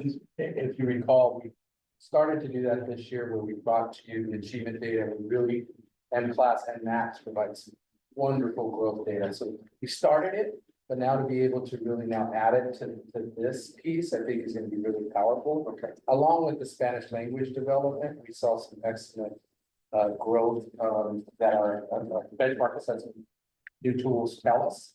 But again, it says a whole nother thing that we have it as part of this measurement. Yeah, thank you for that. So are we gonna, are you gonna report back to us the metrics for Spanish lit in the same format as this then? Correct. Okay. Yeah, that's correct. Okay. Yeah, and a couple of things to emphasize here, just as a point of comparison. When we get our graduation data every year, it's disaggregated by many different ways to look at students. The spreadsheet that I have in front of me right now is for graduation year 22-23. We're always a year behind our graduation metrics. There's a category of students identified as former English learners exited prior to high school, which means that they have been identified as an English learner at some point, usually in elementary, sometimes in middle school, but they developed English proficiency prior to reaching high school. In our system, that's almost always done through our dual language programs. That's where most of our English learner students reside. That particular group of students, former English learners exited prior to high school, their graduation rate for 22-23 was 92.3%. Our overall graduation rate was 84.1%. What that tells me about our system is that the students that we support in developing true multilingualism graduate at higher rates than oftentimes their white monolingual peers. This is a good thing for our kids. So we want to monitor it, we want to measure it, we want to publicly report it and hold ourselves accountable to really achieving that bioliteracy that we set out loud at the time for 2040. That seem all right with you? Okay. The other metric I want to add in here that hasn't been reported out before is, if you look at the last 3 columns, advanced coursework, connections and belonging, and high school graduation. We've realigned some of the advanced coursework metrics that were in the original version of this that I saw. There may have been many iterations, but the last one I saw. So that we're reporting 8th grade algebra, algebra 2 or higher, AP courses, and then also dual credit classes within advanced coursework. We've relabeled one column connections and belonging. And what we would propose adding into that section are CTE courses, both participants and concentrators, and then music, fine arts, athletics, and we believe we can also get job experience percentages. And the reason for that is that we know that students that have their thing, that are connected in some way in high school, they come to school, they participate, they graduate. As another point of emphasis, our CTE participants for the 22-23 graduation year, 90.7% of them graduated. Among CTE concentrators, 95% graduated. So these are really good programs for our kids. We want to monitor and make sure that we're connecting kids to whatever their thing is so that they stay in high school and graduate. Any questions about that? A good thing. It's a great, yeah, it's a really good thing. Okay, and then we've added in terms of high school graduation reporting, the seal about literacy as well, because that is something that is that through line that starts with dual language instruction and English proficiency at the elementary level all the way to graduation. So if you support this, we'll build a monitoring schedule around this. And we will build out, finish drafting this for 23-24. That's what we're building out. We'll build this out for 23-24 and bring this in.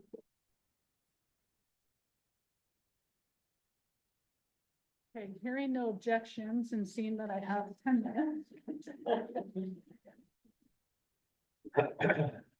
Move this on. Thank you. Okay, the last little bit here, strategic plan updates. In relation to the strategic plan, in June, we met with administrators at the end of year admin retreat. And administrators were all school leaders, so assistant principals, principals, and then district office coordinators and cabinet. Team, did I leave anybody out? Okay, all right, great. We asked our colleagues to engage in an activity related to the strategic plan. We asked them to look at the strategies, asked them to look at the objectives, and asked them to look at the evidence of success. And now, after a year of living with the strategic plan, tell us what really resonated with them and seems to be working in our schools, and where do they see us needing to make some adjustments. We received feedback from them in the form of chart pack after chart pack with comments. And then we asked them to go through a dot activity. We're all educators. We've probably all done dot activities in the past. So with that dot activity, they were able to prioritize for us what are those things that they feel we really need to look at in the strategic plan and make some adjustments around. So that's what you see here. What we heard from our colleagues is that For goal one, they love that embedded in goal one are high expectations for learners, and they want us to really emphasize that and maintain that. Where they see that we need to make some changes in the way we lay out the strategic plan is in the area of analysis of data by student focal groups. So really call out which student focal groups are we focused on and how will we go about analyzing our success in that area. Include career pathways as evidence of success, and then also include evidence of inclusion in our school spaces. So we'll look at adjustments to the strategic plan to make sure that we embed those things that our colleagues told us are important. You can see there what's important for goal 2 was supporting SEL and mental health supports. And we hear that whenever we engage with our colleagues at the school level, as well as academic growth and achievement. And then identity safety is something that our colleagues told us from our strategic plan. So we'll look at ways to embed identity safety in the plan. Goal 3, they like us calling out authentic engagement. I've heard pretty clear that we need some work on realizing authentic engagement. So that will be the work of the upcoming year. In addition to that, they want more representative voices. So when we have engaged, what I'm hearing from our colleagues is that we tend to get the same people coming all the time. So how do we go into the spaces where we can engage more deeply with our families and our communities that tend to not come to those events that we schedule? And then also, how are we measuring our engagement to make sure we're achieving what we've said we want to achieve? And then lastly, they like that we're calling out, we're going to align our budgets to our priorities. We should be doing that. And would like to see grow your own programs as evidence that we're achieving goal 4, that we're moving towards a resilient organization. And then also include professional growth as a measure of success. So this feedback was super important and really helpful for me as a new superintendent to hear from our colleagues what they feel is working really well and they want us to continue doing more of. And those things that they feel like now after a year, we should make some tweaks in these areas, or we realize that we were missing some things. I'm bringing this to you because it will involve us going through the strategic plan and making some tweaks to language, maybe adding a couple things that simply aren't there right now. And then we'll bring that back to you for review. What questions or comments do you have about this information? So grow your own programs, example. An example would be special education teachers. So if we have a cadre of teachers or maybe instructional assistants who would love to be a special education teacher, do we have a pathway for them to achieve that? And I would add, how are we investing in assistant principals to be principals? Okay. I got it. Being more purposeful about creating those learning opportunities and building our profile as well. Our teachers. All of it. Instructional assistants to become classroom teachers, especially if they're bilingual. In my former district, we had several grow your own programs. We had partnerships with universities where we paid some of the tuition. It more than paid a return on investment. The staff that we supported through their degree program or through their licensure, they came back into our learning spaces. They worked with kids they already knew and they stayed. We have very high retention rates in my previous district for those teachers who participated in Grow Your Own. So that's something that we could explore here as well. What other questions do you have? I like the Grow Your Own program and idea. My only concern is you invest money into some of these people that would like to maybe say become a principal and then they leave the next year. I mean, do we, in the Grow Your Own, do we have a thing saying if you choose to use this, that you have to stay for 5 years or? That can be part of an agreement. Yeah, and part of that agreement, there's lots of ways to structure it, but it could be a period of time you work and you have to retroactively pay us back for tuition if you choose to leave earlier. Okay, So there are different ways that you can structure a Grow Your Own agreement. great, thanks. What other questions do you have? That was super fast. That was not at all how we intended to go through this information. What I encourage you to do, please follow through with the goals that I laid out for you. That's really important for me because I want these first 2 months in particular to be strong and successful. And then if, as you go through the rest of the materials, you have any questions, shoot me an email, contact your leadership. We'll continue to go through this, but most importantly, we'll bring it all back to you. So we're not done with the conversation. This is just the start of continuing to refine these things that we're already working on. Okay. That brings. These conversations are going to be all board meetings or work sessions. Correct. Yep. Yep. Okay, that concludes the retreat portion of our plan session today, unless there's any final comments for the good of the order. Okay. So Chair Kotke, I'm turning it back to you. Okay, so we're moving on to the consent agenda. The consent agenda is made up of 15 non-controversial items to be voted on in one motion. Are there any items within the consent agenda, a board member or the superintendent wishes to discuss separately? No. So number one is personnel. Do we need to tell what your personnel? So let's move to, for the consent agenda as presented. Second. Any discussion? All in favor or aye? Yep. Aye. All right. We're all in favor and motion passes, and we're going to adjourn this meeting